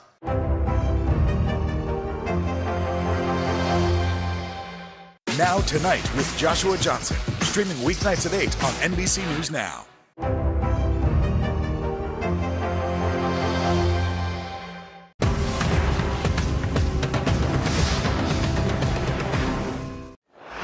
Welcome back to Pop Start Plus. The Peacock show Rutherford Falls follows the goings-on in a small northeastern town that borders a Native American reservation. It's been touted as a breakthrough in representation on and behind the camera with 6 Native writers. And the cast told us why their storytelling is so important. Rutherford Falls, in a nutshell, It's a small northeastern town with some kind of colonial pride that exists on the border of the fictional Minnetonka Reservation. The communities interact with each other and they work together and they have conflicts as well. The show kind of dives into the politics behind whose land is whose and who founded the town. I think it is something where it's like there's a wonderful small town comedy, but within that there's incredible themes of revisionist history and native joy and reclaiming identity and redefining identity. There's a lot of complex themes, but that just gets delivered in a palatable, lighthearted, hilarious, and heartfelt comedy. A bunch of years ago, Lawrence Rutherford wrote and signed a legally binding agreement with the Minnetonka. That's why this town exists. That's why all of you exist. Okay? Lawrence Rutherford is our forefather. He's our Adam and Eve, our Tigris and Euphrates. And that statue, which sits on my family's land, commemorates all that he gave us. If you don't get that, well, you're just an ungrateful boob. Yeah. I think in season 1, we, explored the Nathan character and this concept of his legacy. We kind of blow it up by the end of the season. And you also watch characters like Terry and Regan really level up and get what they've been sort of fighting for many, many years. And so in season 2, it's a real kind of fun exploration of what does it feel like when you're starting from scratch and you have to kind of build a legacy for yourself? And then also what happens when you do have it all and get what you want? And is that sometimes harder than having to start over again? We really leaned into the ensemble. I feel like we really got to explore and find out how funny these characters are and different dynamics that we enjoyed and dynamics we hadn't tried yet. And so it's a real sort of, there's a lot of romance and a lot of silliness this year, and I'm just really excited for people to see it.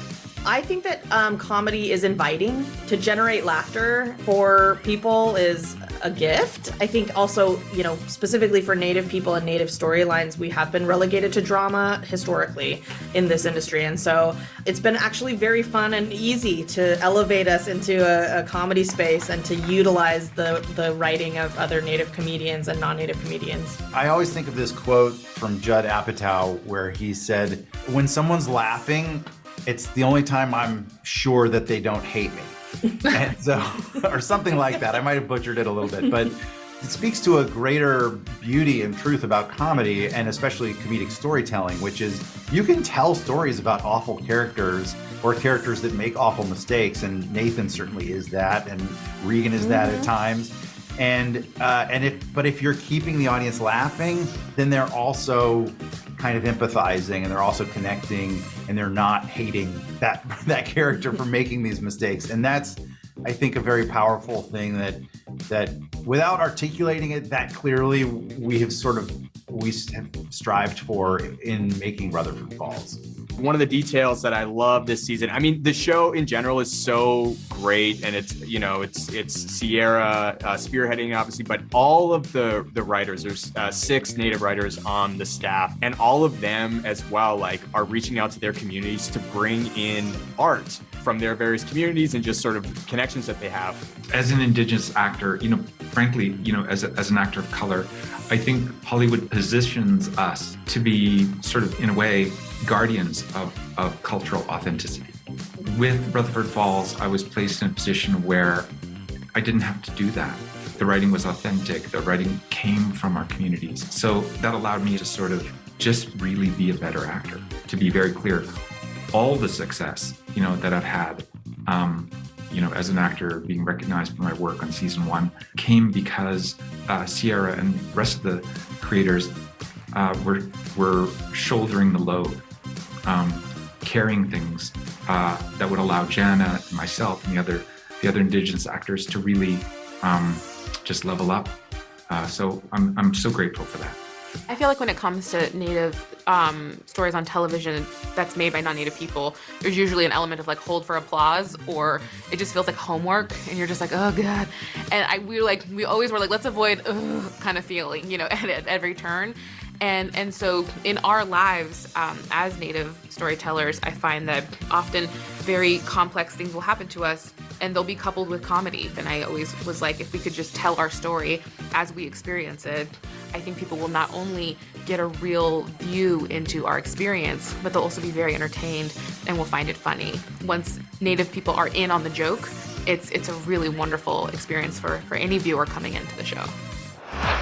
So awesome to hear from those folks. We should mention Rutherford Falls is available on Peacock, which is part of our parent company, NBC Universal. Up next, a beloved icon, Julie Andrews. Women's basketball has been systematically held back. After 49 years of Title IX, we still have work to do. In Their Court, a podcast from NBC News and NBC Sports that goes inside the issues of inequality in women's sports. Listen now. Let's go. This is a critical choke point for this fire.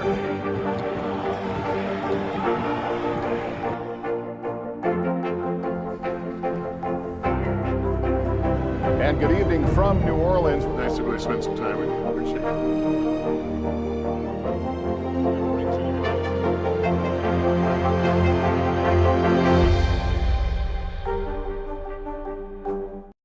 basketball has been systematically held back. After 49 years of Title IX, we still have work to do. In Their Court, a podcast from NBC News and NBC Sports that goes inside the issues of inequality in women's sports. Listen now. To cover the news, you have to be in it. This is how so many towns and cities are protecting themselves. They're pushing the gates open. Was there a school officer on campus? That's what we've been told. No. Top Story with Tom Yamas. Weeknights at 7 on NBC News Now. Now Tonight with Joshua Johnson. Streaming weeknights at 8 on NBC News Now. Top Story with Tom Yamas. Weeknights at 7 on NBC News Now. Today is now a podcast available every morning. Listen wherever you get your podcasts. Live from Ukraine, from Uvalde, Texas, from Mayfield, Kentucky. To cover the news, you have to be in it. This is how so many towns and cities are protecting themselves. You can actually see they're pushing the gates open. Was there a school officer on campus? That's what we've been told. No. Do you remember any tornado as bad as this one? You look at this and you're thinking, we're not going to have power for weeks, if not months. Exactly. Every night, it's your news playlist. Top Story with Tom Yamas. Weeknights at 7 on NBC News Now. Welcome back to Pop Star Plus. You know it's going to be a good day when you're in the presence of Julie Andrews. And earlier today, she stopped by Studio 1A to talk about her legendary career, including her latest role in Minions, The Rise of Gru. Check it out.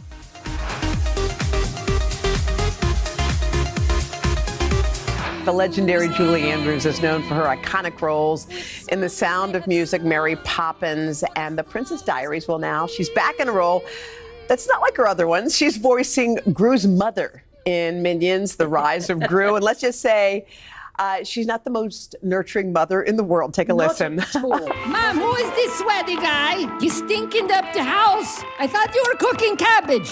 He's my new guru. Tell your weird buddies they better stop pulling their weight around here, or I'm kicking them out. They are killing my mellow vibe. Oh my gosh, this is so out of character and beautiful and lovely. Was it fun playing the character? She's the worst mother ever. And it's sort of fun to do in a way. Yeah. How did you get into that character? That's the opposite of you. I think Steve Carell helped a great deal because I listened to his voice and what he sounded like, and he'd already decided before I came aboard. So I thought, well, I'd better be a sort of version of what he is, because we obviously come from the same place, and I raised him sort of. And so I chose a sort of middle European odd voice. I kind of love that accent. I have no idea what I'm doing, but there she is. I loved watching you get your American Film Institute Lifetime Achievement Award. Oh, thank you. It was a beautiful moment, and it was made even more beautiful because there was a moment where all the Von Trapp kids came out. I know. Can we please just show this clip? Because there's only 5 of them. There were, of course, 7 children, but we are missing 2, sadly. They passed. Well, it was so... Look at them, look. And it was a sing-along. I could have picked Friedrich out of a lineup. Oh, yes. Yeah, right? Oh, yes. What was it like being reunited with them? But you wouldn't recognize the little baby. That's the beautiful blonde lady there. Tell me, what was it like being with them again and hearing the song? We do keep in touch, but not on a really regular basis. Yeah. I mean, Christmases, maybe birthdays, and certainly get-togethers. But we just bonded so hard that I think we're family anyway. Well, this song and this movie means so much to so many. When we hear it, we are taken right back. And to me. Yeah, tell me what it does mean to you and for you. Well, it really was it was a most beautifully crafted movie. I mean, the details in the movie, first of all, the scenery, children, songs, music, all of it. But it means very, very many memories, funny ones, real ones, lovely ones, and working with dear Chris Plummer also. Oh, amazing. Whom I adored, and we were friends for years. How old were you when you shot this movie? That's a good question. Yeah. I must have been 31, I think. 31 years old. Yeah. Wow. Just reflecting on this career and Mary Poppins and an Oscar and all these awards. Do you ever just sit with it all? I know you did at a moment like that, but do you I did, and was wonderfully surprised by that tribute. But no, I don't think I do. I'm a busy mum, and I'm very busy writing with my daughter that writes books with me, and we've done so many. We've got 3 more coming out in the next year. One's coming out in the fall, actually. Well, you don't stop with those books. Those are some of the favorites in our house, too. One of the things that surprised one of our cast members, Savannah Guthrie, was she's a Bridgerton freak. What she didn't know, is that the voice of Lady Whistledown, and we're going to play it, who she was. Let's take a listen. My name is Lady Whistledown. You do not know me, and rest assured you never shall. But be forewarned, dear reader, I certainly know you. Okay, this is you. Miss Guthrie, are you...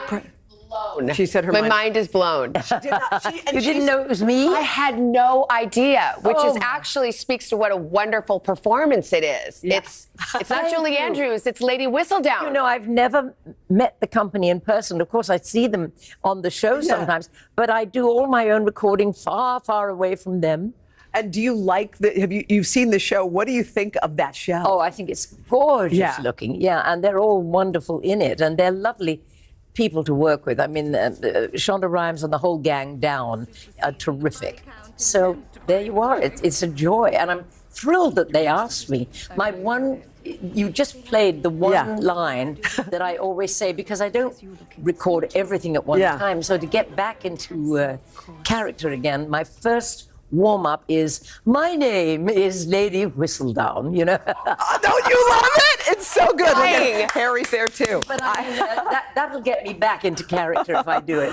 Well, you are such a delight, and I would encourage people to listen to the speech that you gave when you got your Lifetime Achievement Award, because you spent your speech and your moment congratulating so many other people who work behind the scenes. It was beautiful and just exactly the way you do it. I'm so glad you got it.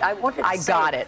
Where would we be without everybody around us and helping and being wonderful and professional? You're an amazing human being. We so appreciate you coming to our studio. We love when you're here. Come back with your book. I'd love to. You know, and bring your daughter, of course. Thank you. I'd love to.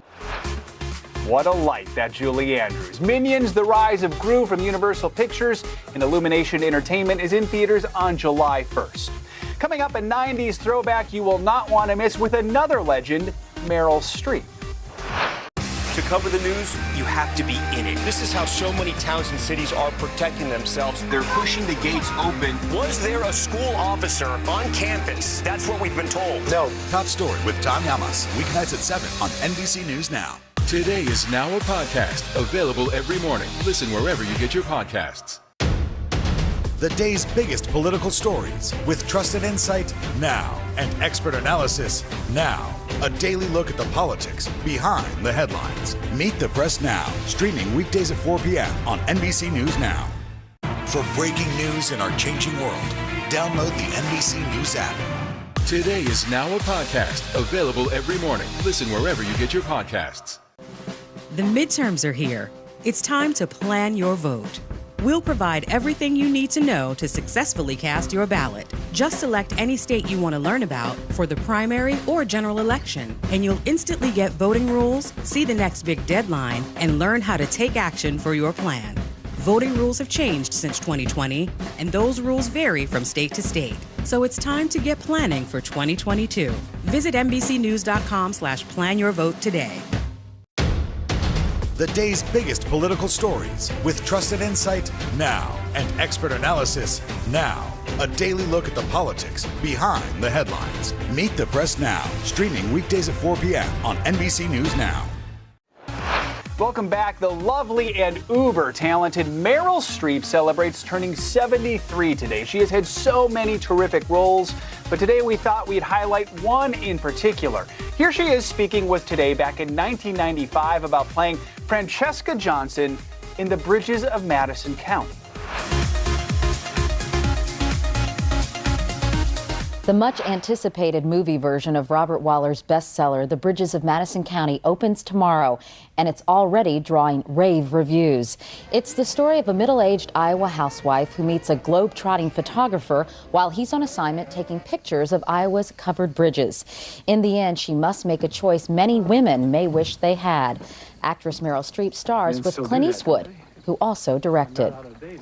Streep says she disliked the book but loved the screenplay. When she sat down with me recently, I asked her how the movie differs from the book. You know, I get the distinct feeling that I'm lost. Are you supposed to be in Iowa? Yeah? Well, then, you're not that lost. They took the treacle out of it, or whatever was too sweet, and they left what was still powerful and passionate. How did Clint Eastwood convince you to do it? I know that he has said, I made one call, and it was to you. Well, first he called my friend and said, how do I get her private number? And of course my friend gave it to him. And so the phone rang in the kitchen, and he said, this is Clint Eastwood. And I said, you know, I thought it was my brother. I said, yeah, sure, get off. And it was. And he said, I just want you to read this. The next morning it arrived, and I called him right back and said I'd love to do it. And I never had a doubt about it again, because, too, in the book, the woman was kind of a cipher. I couldn't get a picture of her. And in the screenplay, she was there. She was there in the first page to the last page, same person. So specific and lovely. And I said, you know, I want to do it.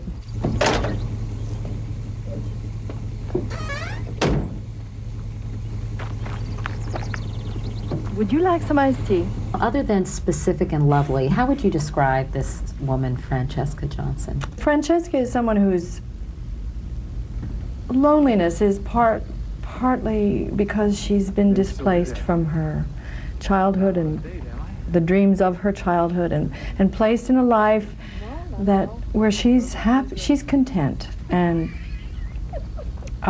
but the palette of her life, the landscape of her life is maybe limited, and she sees the limits of it, and it's the periphery of her property. And when she meets this man who's been all these wonderful places and is the opposite, and when they discover that his yearning is for that warm kitchen, that centeredness that she has, and her yearning is for the other thing that he possesses, the adventure and the endless sort of opportunity. I can run around the block howling in agony studying. She thought she could see it, and she could see the horizon, and suddenly everything changed. And that was very appealing. About 2.5 weeks in, which was halfway through the movie, because we worked very fast, he said, you know, I don't say much, but that means it's good. So I said, so you like it? And he said, yeah. So it was really one of those experiences that's kind of effortless. Here's a fun fact. Meryl was nominated for the Oscar for her performance in that film. We hope you're having a great birthday, Mrs. Streep. And that is another Pop Start Plus in the books. Join us tomorrow for another great show. Until then, have a good one.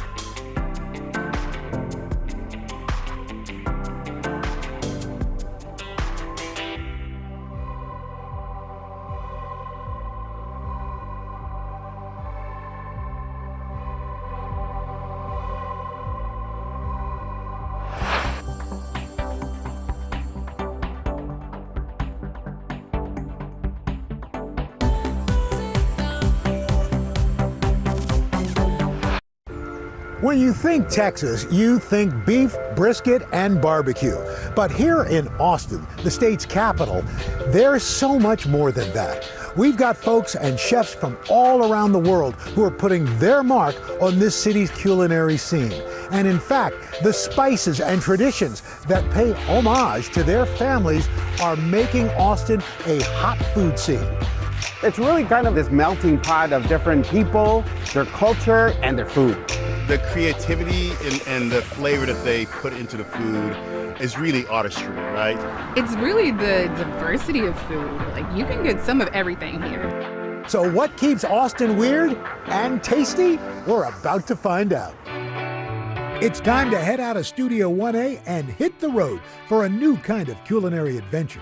Follow me as I taste some of the most iconic foods around the country and meet the families behind them. Together, we're going to learn how a good meal has the power to connect us to our past, our future, and each other. Austin is home to over 1,200 food trucks in food parks just like this one. But we're here for one specific truck. We're here for Tony's Jamaican, serving up fine Caribbean fare to Austin for more than 10 years. Meet food truck owner Tony Scott and his wife Kim. From humble beginnings in Kingston, Jamaica, Tony has made Austin his home since 2003, and he has always had a passion for flavorful food. When did you start cooking? How young were you? 10. Tony's mother Hyacinth taught her sons how to be self-sufficient, especially in the kitchen. So you learned from Mom early on? Yes. What was it about cooking that you liked? I don't know. I like food at those days. Those skills learned during childhood would help Tony define his career. For nearly a decade, he worked a small beachside business, serving jerk chicken and drinks to tourists in Jamaica. But after 9/11, tourism to the island stalled. So Tony moved to the U.S. in search of better opportunities, eventually landing in Austin.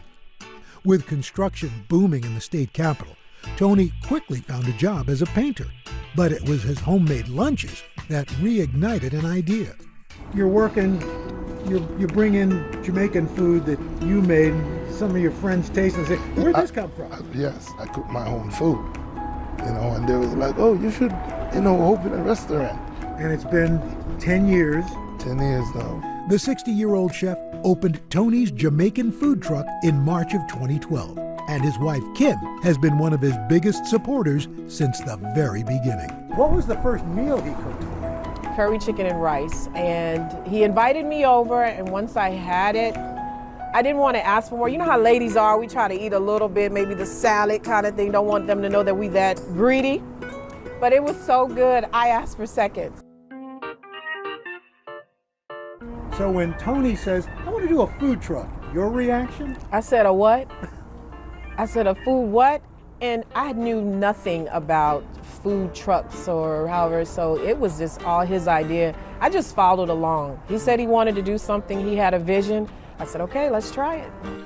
Despite high praise from friends and family for his grub, Tony's business wasn't exactly booming from the start. When you first opened up, was it successful right away?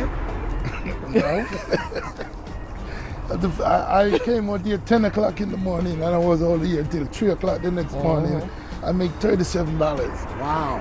And, I was still happy when I go home and she was like, how much money you make? And I was like, $37. And she'd break out laughing.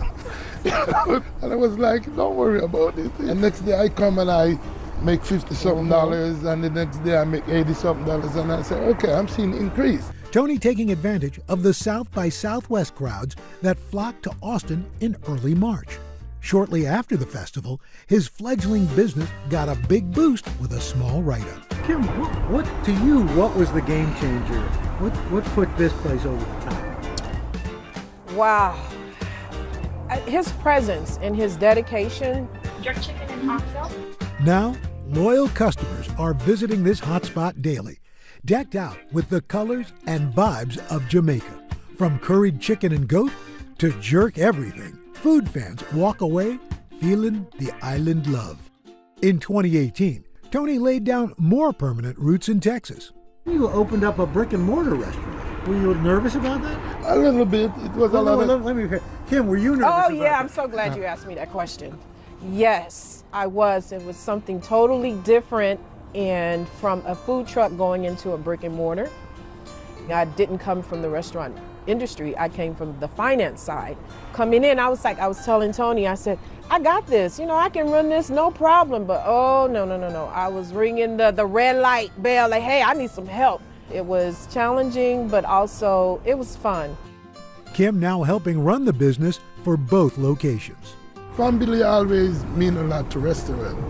Sometimes she would say, you never know, one day it might be just me and you. You got to show me how to cut this meat. The midterms are here. It's time to plan your vote. We'll provide everything you need to know to successfully cast your ballot. Just select any state you want to learn about for the primary or general election, and you'll instantly get voting rules, see the next big deadline, and learn how to take action for your plan. Voting rules have changed since 2020, and those rules vary from state to state. So it's time to get planning for 2022. Visit NBCNews.com/planyourvote today. To cover the news, you have to be in it. These are families trying to board those trains to Poland. I also want to get home. You'll get home. Every night, it's your news playlist. Top Story with Tom Llamas, weeknights at 7 on NBC News Now. Sometimes the news can be difficult and overwhelming for kids to understand. Ukraine and Russia. Could you help me understand what's going on? So to help make sense of it, we've created a newscast just for them. We hope your family will watch Nightly News Kids Edition. Uvalde, Texas, a small town that has become yet another landmark. How long do you think it took for all this damage to occur? Can you tell us what it was like? With our NBC News exclusive. It was Lester.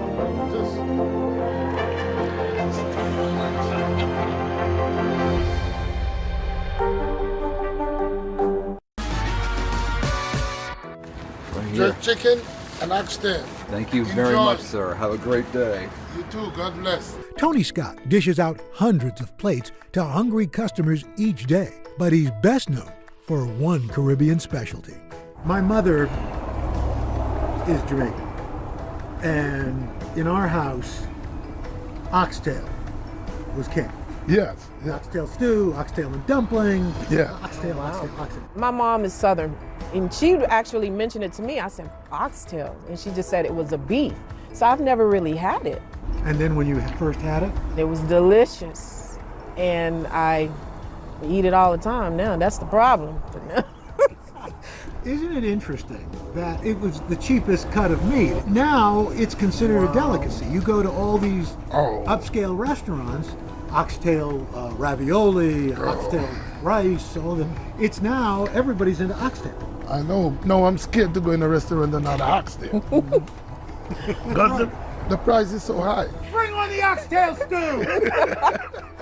Tony frequently sells out of the succulent oxtail, and it was finally time to see and taste why.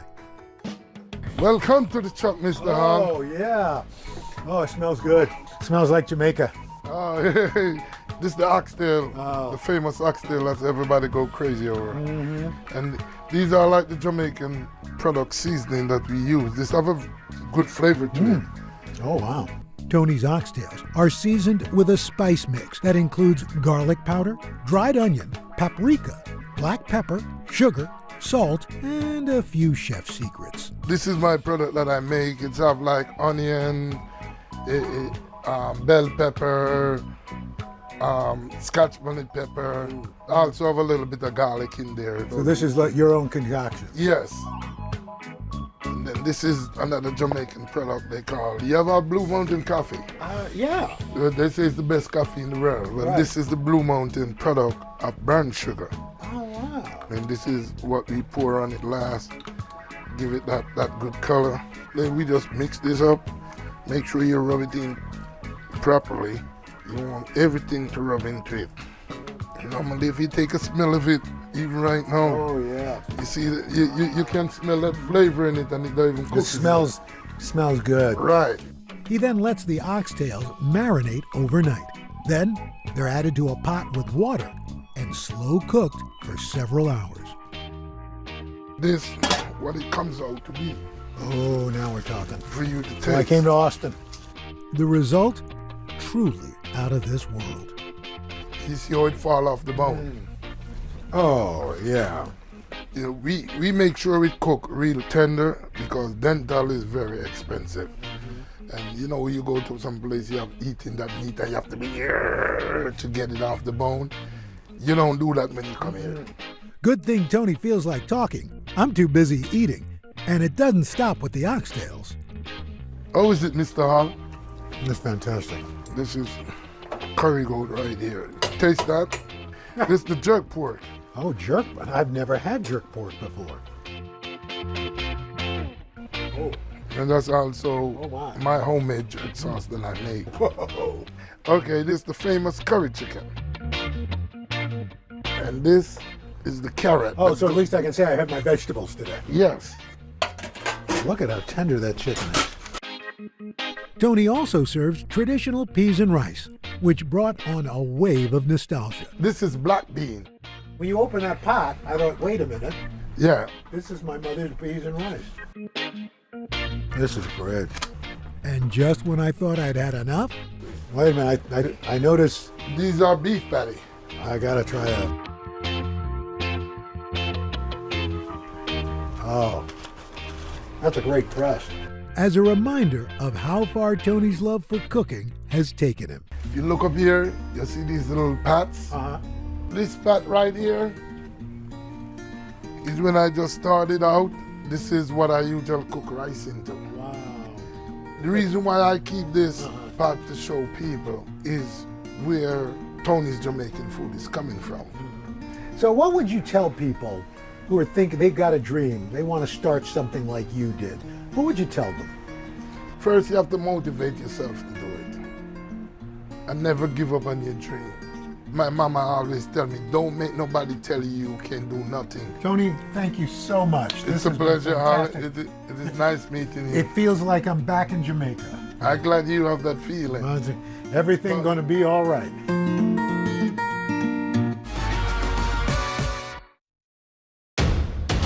The day's biggest political stories with trusted insight now and expert analysis now. A daily look at the politics behind the headlines. Meet the Press Now, streaming weekdays at 4 p.m. on NBC News Now.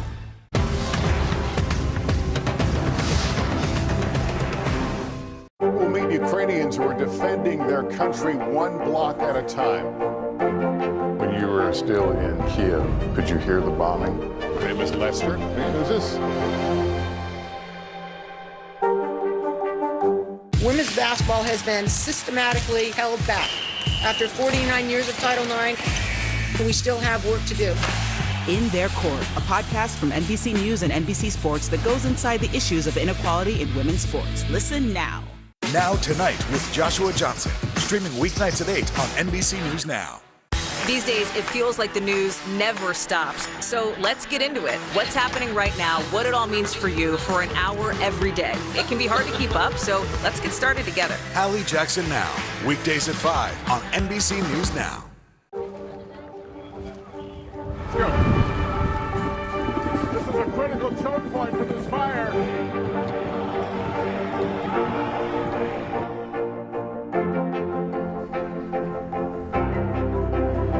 And good evening from New Orleans. Nice to spend some time with you. Appreciate it.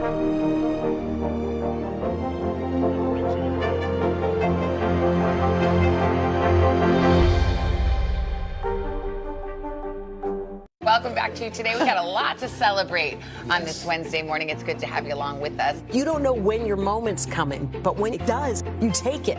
Everybody good, and that's it. For breaking news in our changing world, download the NBC News app. Just a few miles from the hustle and bustle of downtown Austin is Mekon Bistro. It is a spot that's loved by locals and tourists alike for its Vietnamese comfort food. Who's the better cook in the family? I'm not gonna even bother asking my mom about that because My mom is hands down the best cook. Coi như là con tôi nó lần này nấu ngon nhất. Chef Will Hyun and his siblings opened Mekong Bistro to honor their mother, Ann Hang. A refugee who fled Vietnam after the fall of Saigon, Ann working tirelessly to provide for her family in the United States. She took a chance to travel across the ocean with nothing in hand. Working ever since she's been over here, working from morning to night, and still provide us with a hot meal every day. When Mekong first opened, Will hoped that his mom would finally stop working, but Ann had other plans. Technically, she's retired, but like I said, she would not stay home. Ann's passion for food starting in her home country. Mẹ chỉ hồi khoảng 17-18 tuổi đó là đi theo mấy người ở dưới quê mình ta đi nấu đám cưới đó, này kia nọ. Rồi thì thích nấu vậy thôi. In 1972, Ann married Kia Huynh. They had 4 children in Vietnam. Ann turning to cooking to help support the family.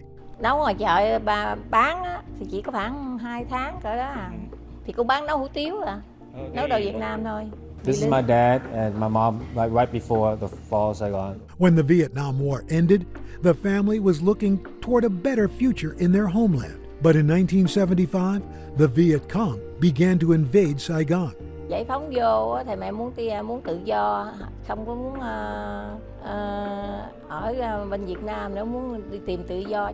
Ann's husband fled the city first, Will leaving when he was just 7 years old. It was scary. We left separately, me with my uncle and my mom with my 3 sisters that came a year later, because if you get caught, you were thrown in jail.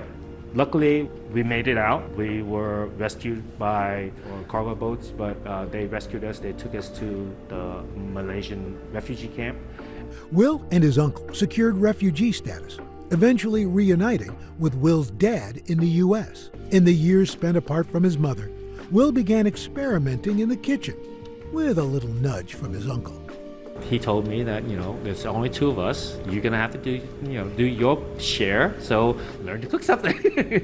In 1983, Ann made the journey to the U.S. with her daughters.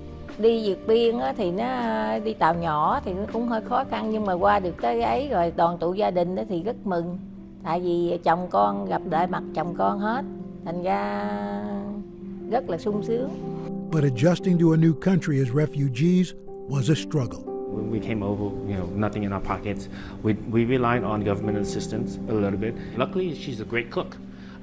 So it wasn't bad for us at all. Growing up, that's how she shows us that she loved us by putting all that love into the food. The family moving from Houston to Louisiana, finding work in the seafood industry. But Will wasn't so happy living in a small town.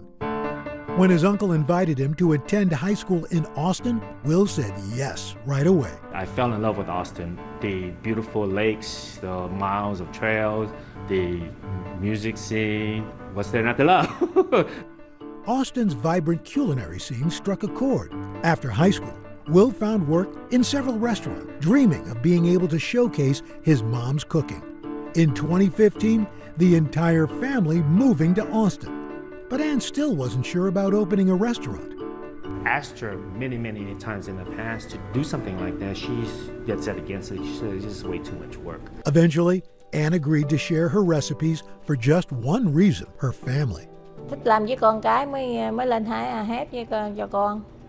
Chứ giờ lớn tuổi rồi thì cũng còn sống được bao lâu nữa. Thì là giờ cho con được là ngày nào thì hay ngày nấy, thì hát cho con mình ngày nào thì hay ngày nấy thôi.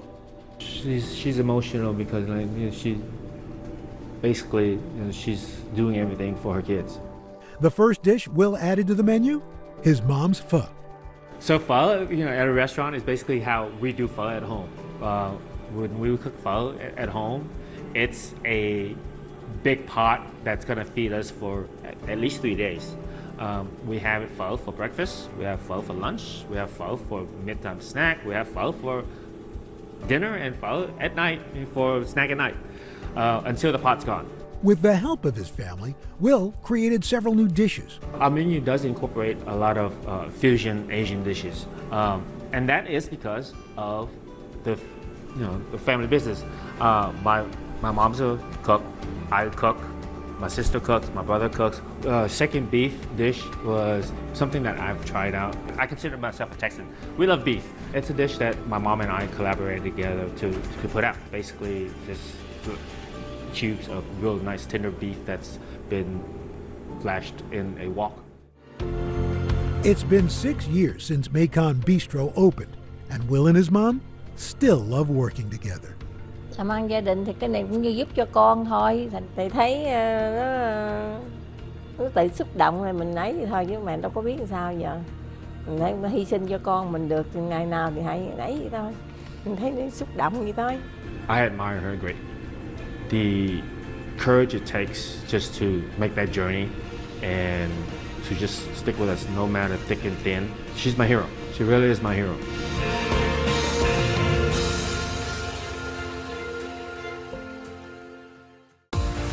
It's a can't-miss summer on Today. They are walking strong, elegant, and pretty easy to prepare. How to cut costs on your vacation? Vicky has the answers. Every single thing you need for the best summer yet. Only on Today. Women's basketball has been systematically held back. After 49 years of Title IX, we still have work to do. In Their Court, a podcast from NBC News and NBC Sports that goes inside the issues of inequality in women's sports. Listen now.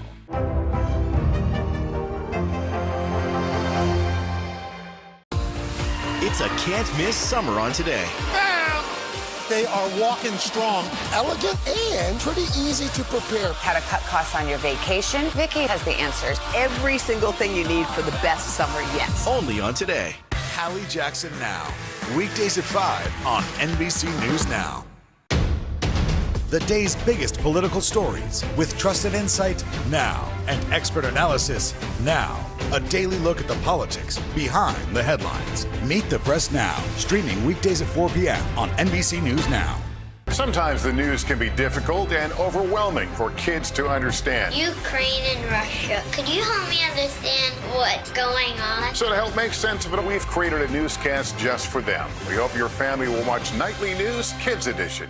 Hallie Jackson Now. Weekdays at 5 on NBC News Now. Using food to bring younger generations closer to their heritage happens in families all across America. And it's happening here at Habesha with a husband and wife team who's using their restaurant to bring their daughters closer to their Ethiopian roots. We want, more than anything else, people to be familiar with not just Ethiopian food, but Ethiopian culture. My name is Yune Fantu. This is my wife, Salama Bebe. We ran an Ethiopian restaurant called Habesha in Austin. When it opened in 2013, Habesha was the second Ethiopian restaurant in Austin. People stay coming in here, we give them the food, they said, "Where's the fork?" Your hands. Ethiopian food is eaten with injera, a fermented flatbread made with teff, a gluten-free grain. You'll see a family dining, and everyone is on their phone eating and really not enjoying the event. Not you in cannot here. do that in Ethiopian restaurants. You have to use your hands. You can't. Both of them. That emphasis on family is everywhere in Habesha, from the Ethiopian art and decor to Yidni and Salam's daughters, who can often be found studying at the restaurant. I think I was around 4 years old when we opened, so this is my second home. Salam and Yidni were born and raised in different parts of Ethiopia. In the 90s, they left Africa to attend college here in the United States. Yidni immigrating to Texas, Salam to Maryland, where her family owned an Ethiopian restaurant. A chance meeting bringing them together. My dad was visiting a friend dining at her family restaurant, and she happened to be the waitress. And he overheard a music playing and asked her, "Hey, where could I get the CD?" And she was nice enough to grab the CD and hand it to him. But Yidni's dad was thinking about more than music. When he got home, he immediately gave his son a call. He said, "Hey, just call her and thank her for me." When he called me, I was like, I give it to your dad, not for you. And then he kept calling me. I was like, okay, I think he's not gonna give up. My dad was one who hooked me up to it. They dated long distance before Salam moved to Texas, the couple marrying in 2003. Their daughters, Edel and Azel, are now teenagers. I think we've always been around food. My mom's always cooking. For me, I love her pancakes. She makes the best pancakes. Salam left the restaurant industry to focus on parenting, but Yidney knew his wife's heart was in cooking professionally. What I saw in her was the passion to own her own business. I really want to open a restaurant, and I love the customer service and cooking. In 2012, Yidney and Salam finding the perfect location for their restaurant. Austin is a very unique town in that there is people from all walks of life. And I think part of the reason that we are successful is because of that diversity. Habesh's menu honors their Ethiopian heritage with many vegetarian dishes, from stewed yellow split peas to braised collard greens. They also serve more than a dozen dishes with beef. Texas has a lot of people that loves meat, so we have a bigger selection of meat as well. And I think my favorite dish in that is the kitfo, or the steak tartare. When it's done right, that's probably the best dish in the world. It's a ground beef and mixed with butter and spices.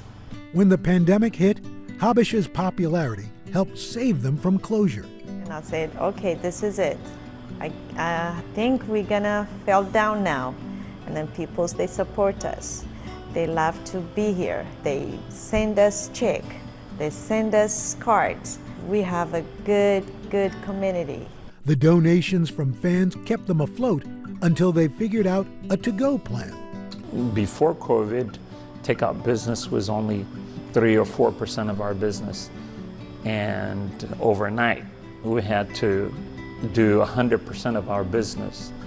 And by nature, Ethiopian food is not takeout, so we had to figure out a way to package the food, to market the food. After laying off most employees, the couple had to work non-stop. As the to-go business began ramping up, Edel and Azel pitched in to support their parents and save their beloved second home.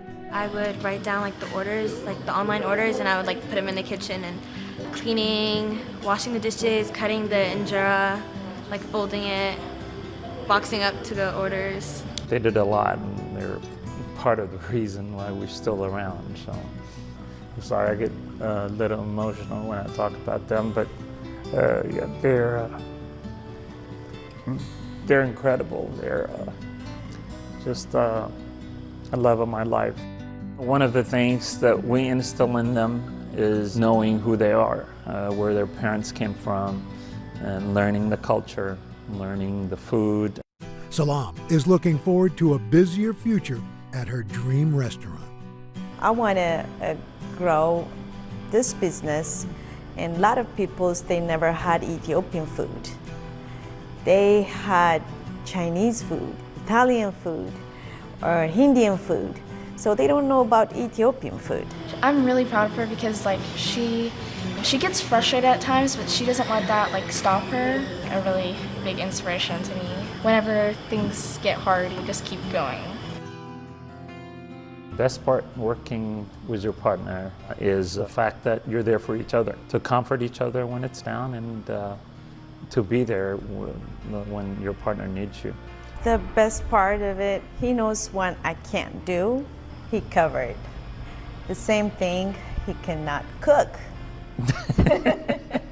So, okay, she can handle it.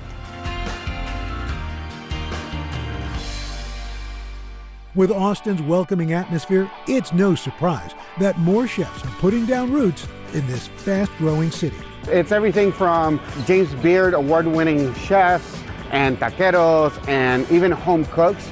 The thing that makes a food scene good is different cultures meeting each other and being able to influence each other. The fact that anything is possible is what makes Austin such a cool place. One thing that rings true here in Austin, no matter your background or culture, there's room for everyone at the table.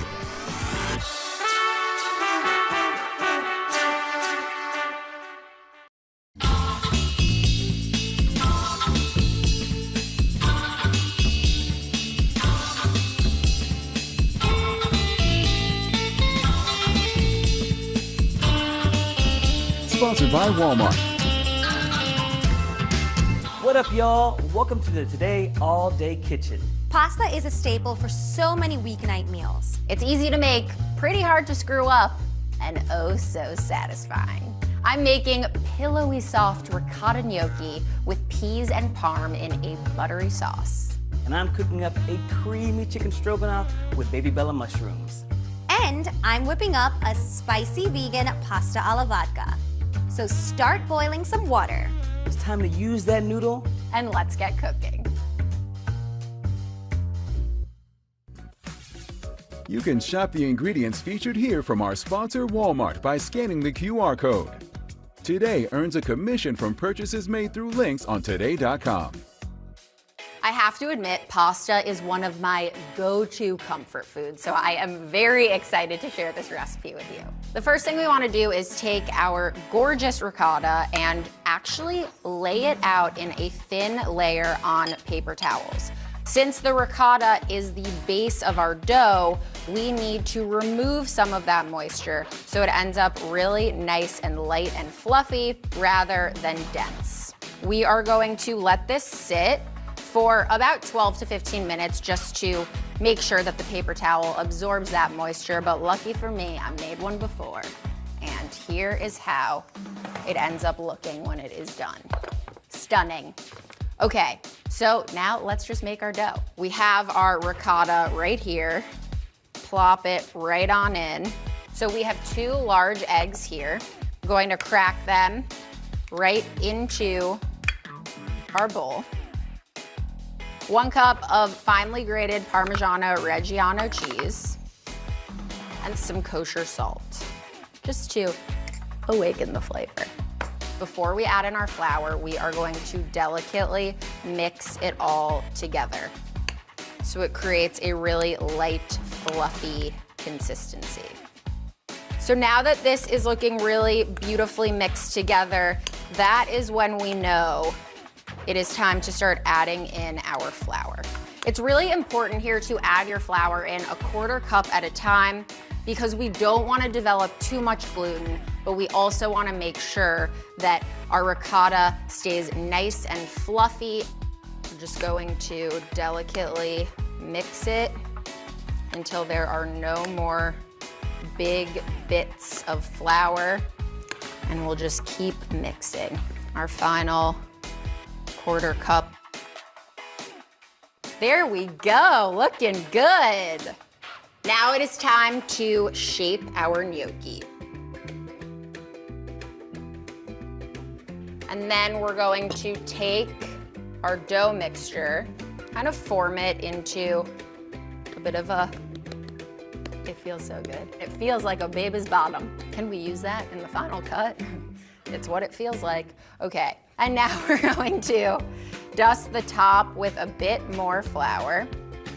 And this is my favorite tool whenever I'm making pasta, also whenever I'm cooking to easily pick things up. It is called a bench scraper. It's typically used for decorating cakes, making sure you have a nice smooth line of frosting around your cake, but it does such a good job of picking things up, and it also does a great job of cutting things really evenly. And we are going to cut this into quarters.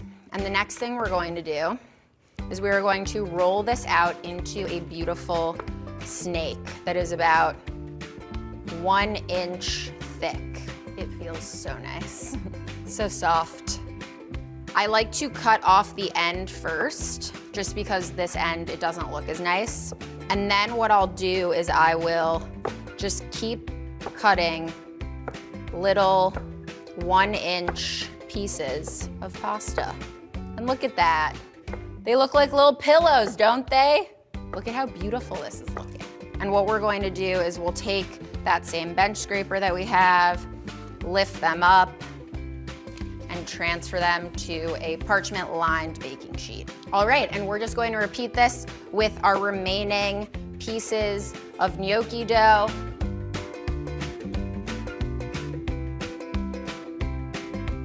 Looking good. Before we cook our gnocchi, I want to get started on the star of our sauce. This is a lemon butter sauce, so we are going to be using the zest and juice of 2 gorgeous lemons. And I'm going to show you my favorite way to prepare lemon zest. So we're just going to take the peeler and run it along lengthwise on this lemon, pulling the zest off of the lemon. So I'm just gonna remove any of this extra pith. And the reason why I'm removing this pith is because the pith is a bit bitter and we don't want any of that bitterness. And as you can see, I've stacked up all of this lemon into cute little, almost soldiers, if you will. Take your knife and rock it back and forth along that peel. It smells amazing. And you can see how beautiful these strips are. And then what we'll do is we'll take these shreds and turn them, and then we will run our knife across again to mince that lemon. And it took me a while to master these skills, let me tell you. It really all comes down to practicing over and over and over again. It's really repetition here. And now I'm just gonna take my knife and run through this a few more times. It's smelling absolutely amazing. Look at that zest though. I mean, it's like freshly fallen snow. Okay, let's clean up, get our water a-boiling, and finish up this gnocchi. Our water is boiling. It is time to cook our gnocchi, and you gotta pay attention because this all happens pretty quickly. But I promise you, you have all of the tools to absolutely crush it. The first thing we wanna do is salt our water. I'm taking kosher salt. Okay, this is boiling beautifully, and we can use our fingers to plop these in, because let me tell you, they are light and pillowy, and dropping them all in at once is going to cause them to smush together. We want these to cook until they float to the top, okay? They basically tell us, they're like, hey, what's up? And then to save some time, we are actually going to take our frozen peas and we're gonna pop those in as well. So this pasta water is liquid gold. I call it unicorn juice whenever I'm cooking because all of the starch in the water itself is actually going to help bind our sauce together. And we're going to start adding in our cubed unsalted butter, a couple tablespoons at a time. You really want it to be cold butter because our goal here is to really emulsify everything. Take a whisk. Start whisking everything up. The gnocchi's starting to float.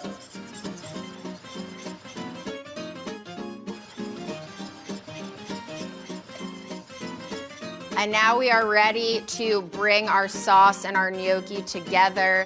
I've actually turned off the heat. If it is too hot, it may cause your sauce to break. So just make sure you turn that heat off.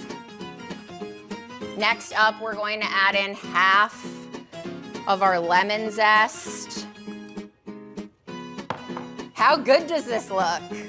Okay, next up, we are going to slowly add in our parm. Keep on mixing it back and forth so that it melts in a nice, even fashion. It is smelling so good. And as you can see, it is really looking super glossy. And it is tasting delish. So add in the lemon juice a little bit at a time. Again, we want to emulsify this in. We don't want to freak out the gorgeous sauce that we just worked so hard to build. It is coating all of those beautiful pillows of gnocchi. And now it is time to plate it up. Oh my gosh, you guys, how gorgeous does this look? Okay, a little extra parm. some freshly ground black pepper, and then I'll take a little bit of fresh mint, a little drizzle of olive oil, gives the pasta gorgeous sheen, and there you go, homemade ricotta gnocchi in a lemon butter sauce with peas and mint. I'm so excited to try this.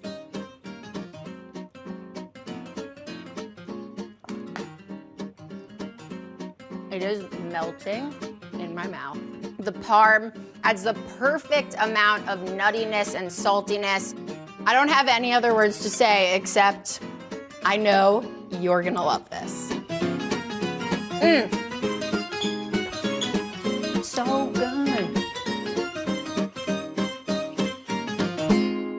Welcome back to Today. We got a lot to celebrate on this Wednesday morning. It's good to have you along with us. You don't know when your moment's coming, but when it does, you take it. Everybody's good, and that's it. Sometimes the news can be difficult and overwhelming for kids to understand. Ukraine and Russia. Could you help me understand what's going on? So to help make sense of it, we've created a newscast just for them. We hope your family will watch Nightly News Kids Edition.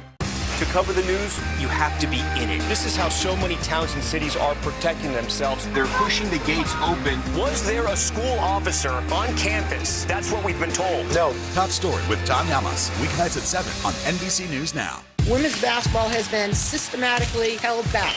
After 49 years of Title IX, we still have work to do. In Their Court, a podcast from NBC News and NBC Sports that goes inside the issues of inequality in women's sports. Listen now. These days, it feels like the news never stops. So let's get into it. What's happening right now, what it all means for you for an hour every day. It can be hard to keep up, so let's get started together. Hallie Jackson Now, weekdays at 5 on NBC News Now. Sometimes the news can be difficult and overwhelming for kids to understand. Ukraine and Russia. Could you help me understand what's going on? So to help make sense of it, we've created a newscast just for them. We hope your family will watch Nightly News Kids Edition. When you hear stroganoff, you're probably thinking beef, but this creamy comfort food pairs incredibly well with chicken. But the best part about this dish is that it all comes together in one pot. Less mess is always a win in my kitchen. All right, so first what we're gonna do is we're gonna make our dry rub. I like to use a little bit of smoked paprika.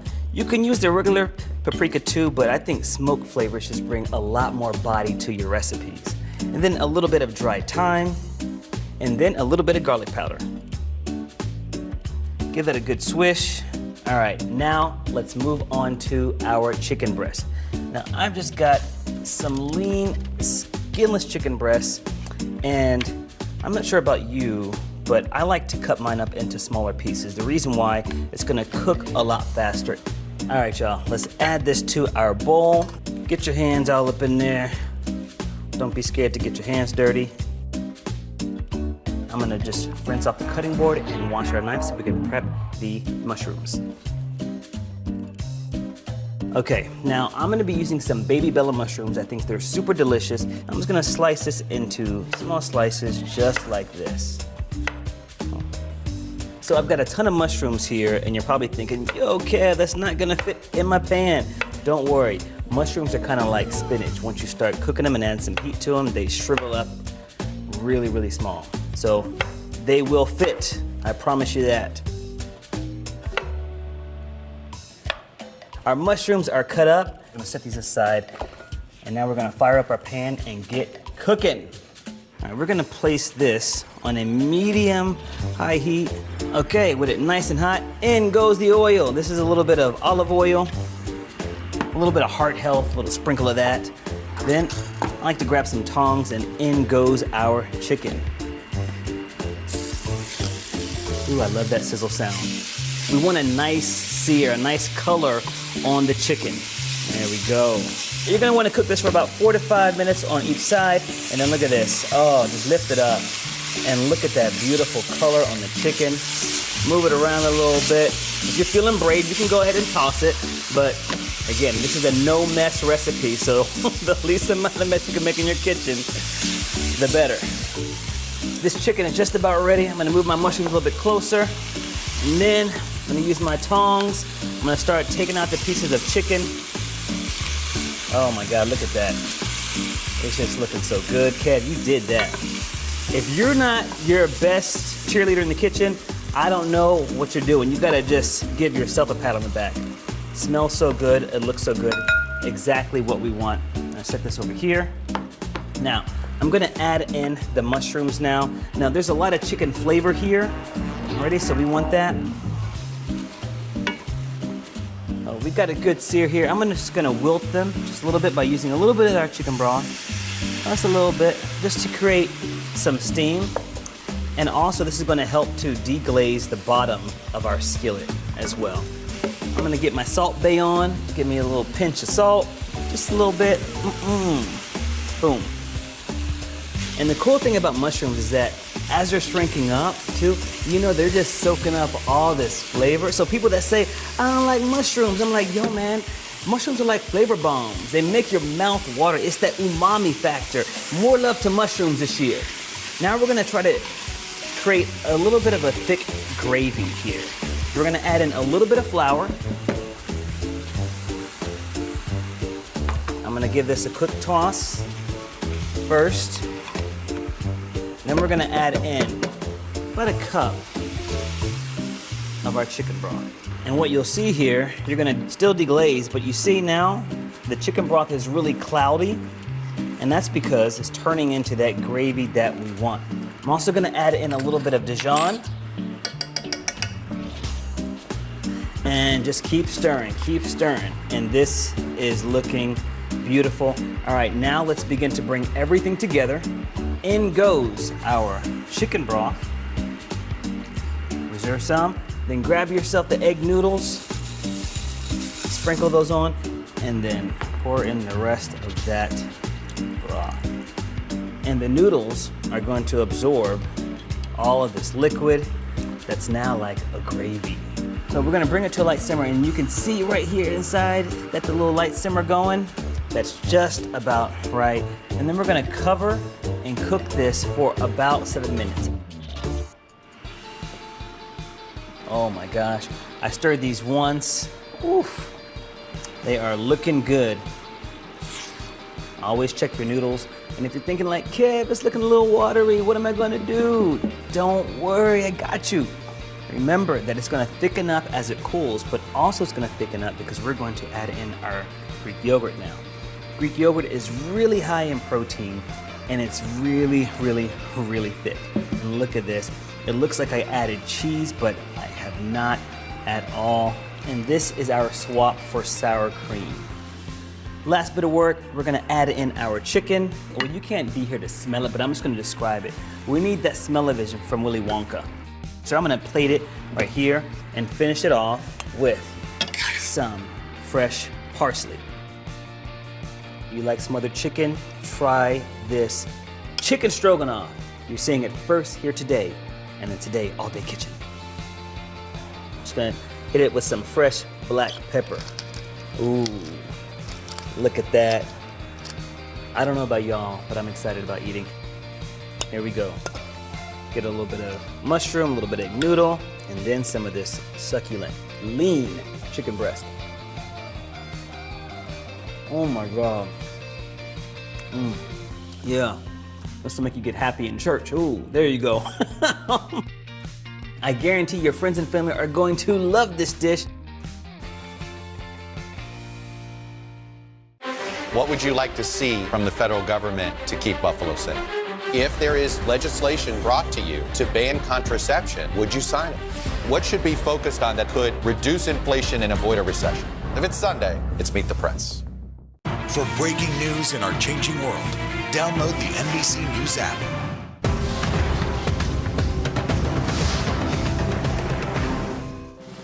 The midterms are here. It's time to plan your vote. We'll provide everything you need to know to successfully cast your ballot. Just select any state you want to learn about for the primary or general election, and you'll instantly get voting rules, see the next big deadline, and learn how to take action for your plan. Voting rules have changed since 2020, and those rules vary from state to state. So it's time to get planning for 2022. Visit NBCnews.com/planyourvote today. Women's basketball has been systematically held back. After 49 years of Title IX, we still have work to do. In Their Court, a podcast from NBC News and NBC Sports that goes inside the issues of inequality in women's sports. Listen now. We'll meet Ukrainians who are defending their country one block at a time. When you were still in Kiev, could you hear the bombing? My name is Lester. Who's this? Hallie Jackson Now. Weekdays at 5 on NBC News Now. The midterms are here. It's time to plan your vote. We'll provide everything you need to know to successfully cast your ballot. Just select any state you want to learn about for the primary or general election, and you'll instantly get voting rules, see the next big deadline, and learn how to take action for your plan. Voting rules have changed since 2020, and those rules vary from state to state. So it's time to get planning for 2022. Visit NBCnews.com/planyourvote today. I grew up on Staten Island, so I can't even tell you how many pasta dishes I've eaten over the years. One of my absolute favorites is penne alla vodka. So today, I'm giving that beautiful pink sauce a vegan makeover. And I'm putting a little twist on that penne too. Let's get started with the crunchy breadcrumb topping. So first, I'm gonna get a small skillet over medium-low heat, and we're gonna add in a little bit of olive oil. So for our breadcrumbs, we're gonna use panko breadcrumbs. I love using panko because it's extra crunchy and it's plain, so we can add anything to it and really manipulate those flavors. And the way we're gonna do that is by adding some red chili flakes because we want this spicy, and a little bit of nutmeg to really round out those flavors and add that earthy component. A little bit of kosher salt, and a little bit of freshly ground black pepper. And we're gonna cook this over medium-low until it gets a nice golden brown color. So we're essentially just toasting it in the pan. This usually takes about 5 minutes to get nice and golden and crispy. This is a test. If it loosely moves in the pan, that means it's ready.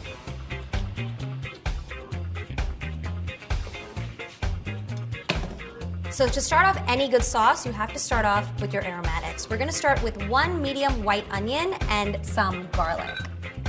So we just wanna get a small dice on this. And next up, garlic. We're using about 4 cloves of garlic.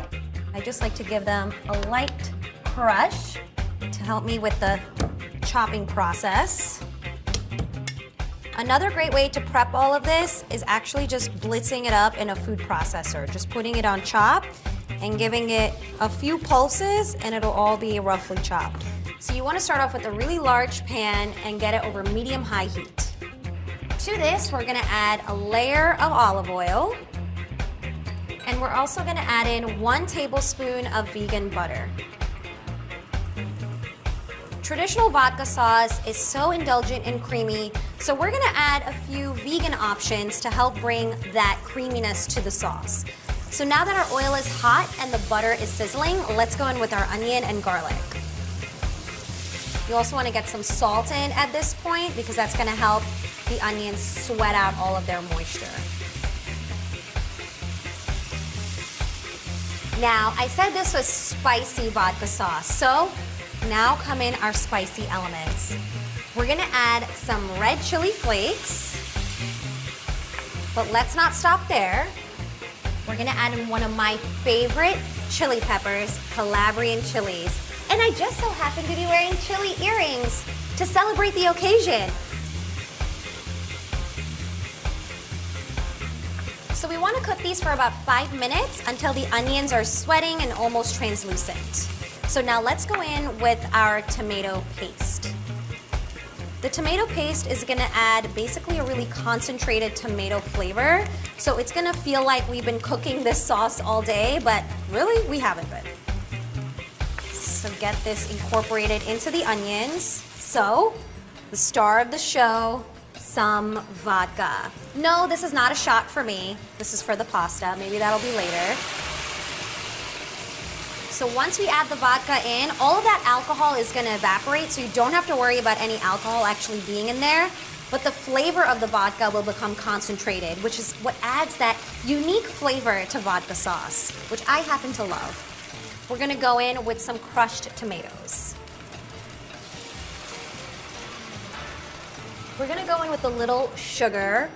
Now, don't hate on this. This is really gonna help balance the flavors again. There's a lot of acidity in the tomatoes, and then we also have a lot of spice, so the sugar is gonna help round everything out, as well as some dried oregano. So I actually like to take this and rub it in between my fingers to get the oils in the oregano activated. We want our spicy vodka sauce to be smooth and silky, and in order to achieve that, we're gonna use an immersion blender.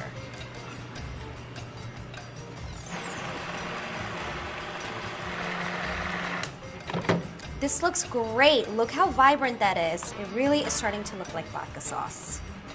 So now we're gonna add a few dairy elements to our sauce. We're gonna add a little bit of vegan creamer, as well as some vegan cream cheese. So you wanna make sure to incorporate all of that in, and you can see the color is this beautiful light orange vodka sauce color. We're gonna add in 1 whole sprig of fresh basil, right in, and we're gonna let that simmer with the sauce. Okay, let's check in our pasta water.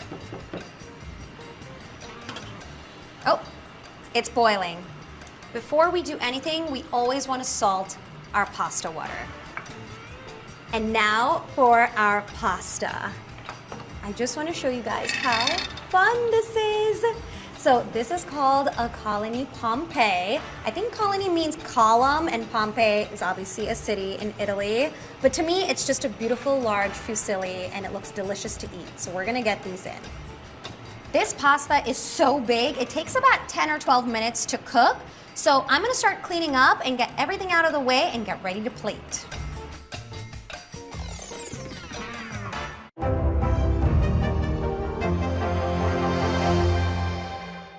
To cover the news, you have to be in it. This is how so many towns and cities are protecting themselves. They're pushing the gates open. Was there a school officer on campus? That's what we've been told. No. Top Story with Tom Llamas, weeknights at 7 on NBC News Now.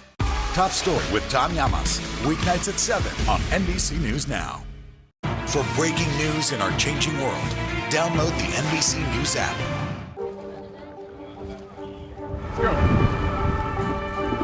A critical choke point for this fire.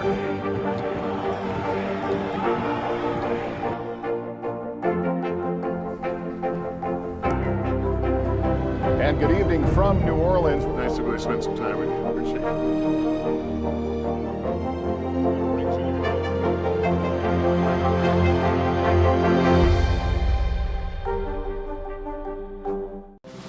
The midterms are here. It's time to plan your vote.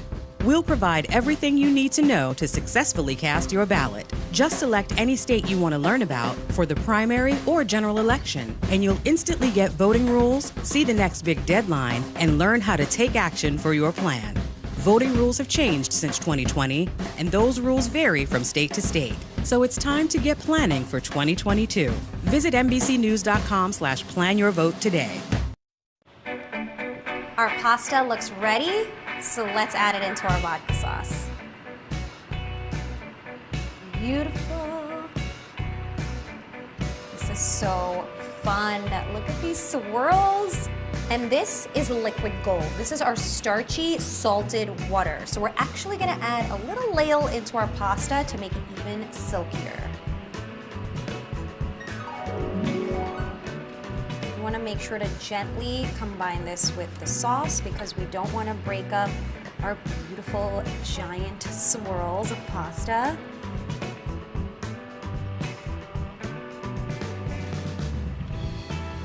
Look how fun this looks. I'm so excited to eat it, but we can't forget about our spicy, crunchy breadcrumb topping. So it's now completely cooled, so we can just use our hands to garnish it as if we were garnishing it with Parmesan. And then if we want to be extra fancy, we can add a little sprig of fresh basil.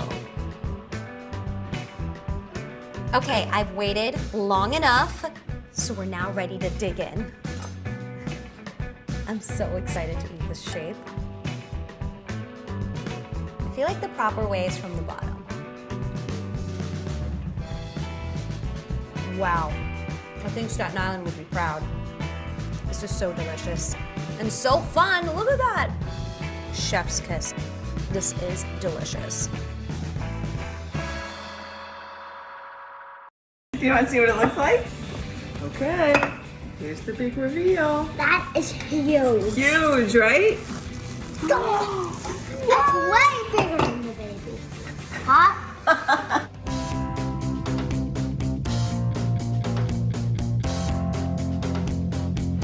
Welcome to Dylan Dishes, Cooking with Cal. In this Today All Day series, I'm looking back at